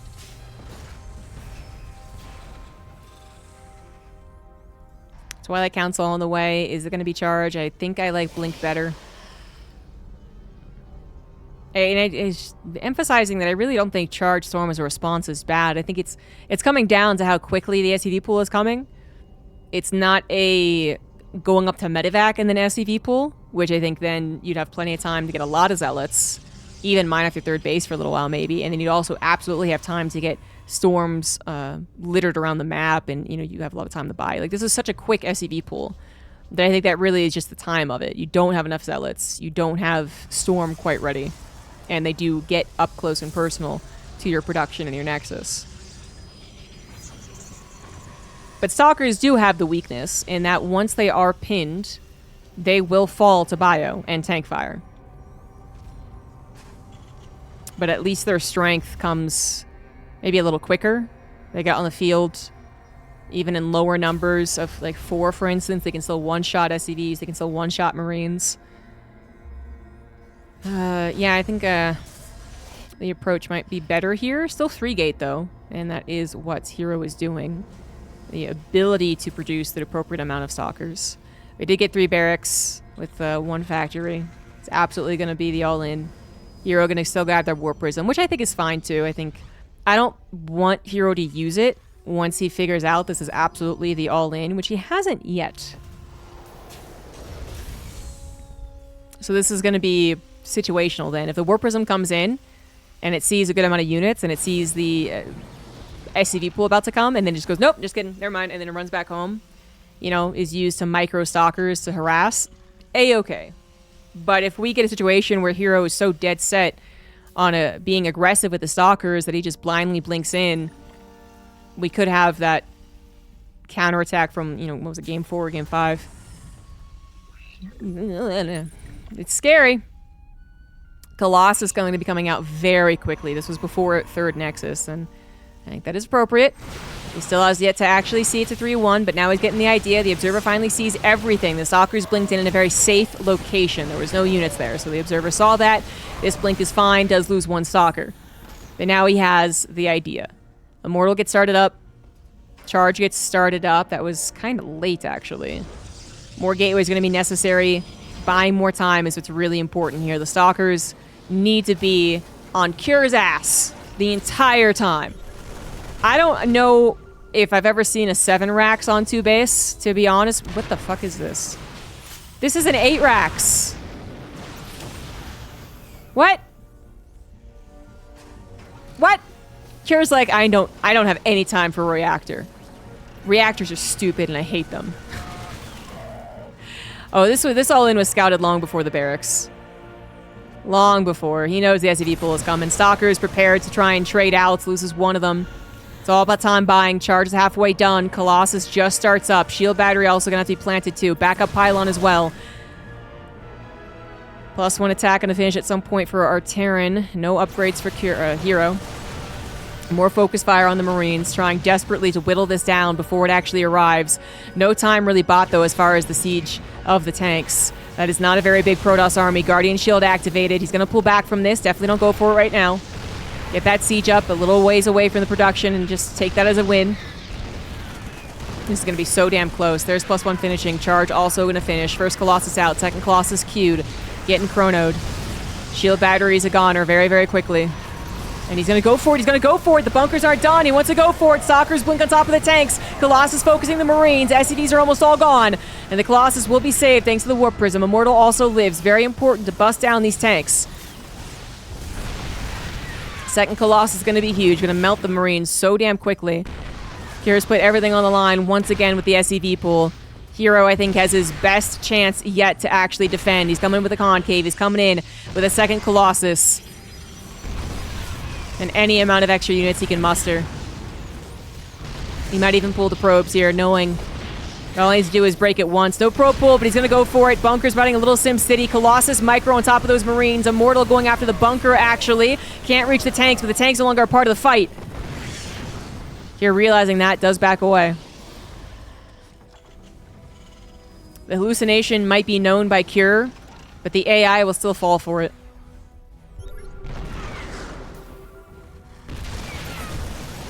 Decides to go after the more vulnerable units off to the right side. herO does have to respond to that, brings a Colossus over to the right, and this just means the Marines cannot make any headway. This does not look like it's going to work for Cure. More SCVs have been pulled, even if it's just a couple. Here comes a now full surround. War Prism on the backside with 2 Immortals. Does get gunned down immediately, but the tanks are already gone. The bunkers will also fall eventually as the Immortal does pull back. The bunkers will stand for now. The Immortal in a little bit of trouble. Second Immortal about to pop. 2 Colossus still standing. Is just so damn big. Every other game, the Colossus, if it did get purchased, it was gunned down very quickly.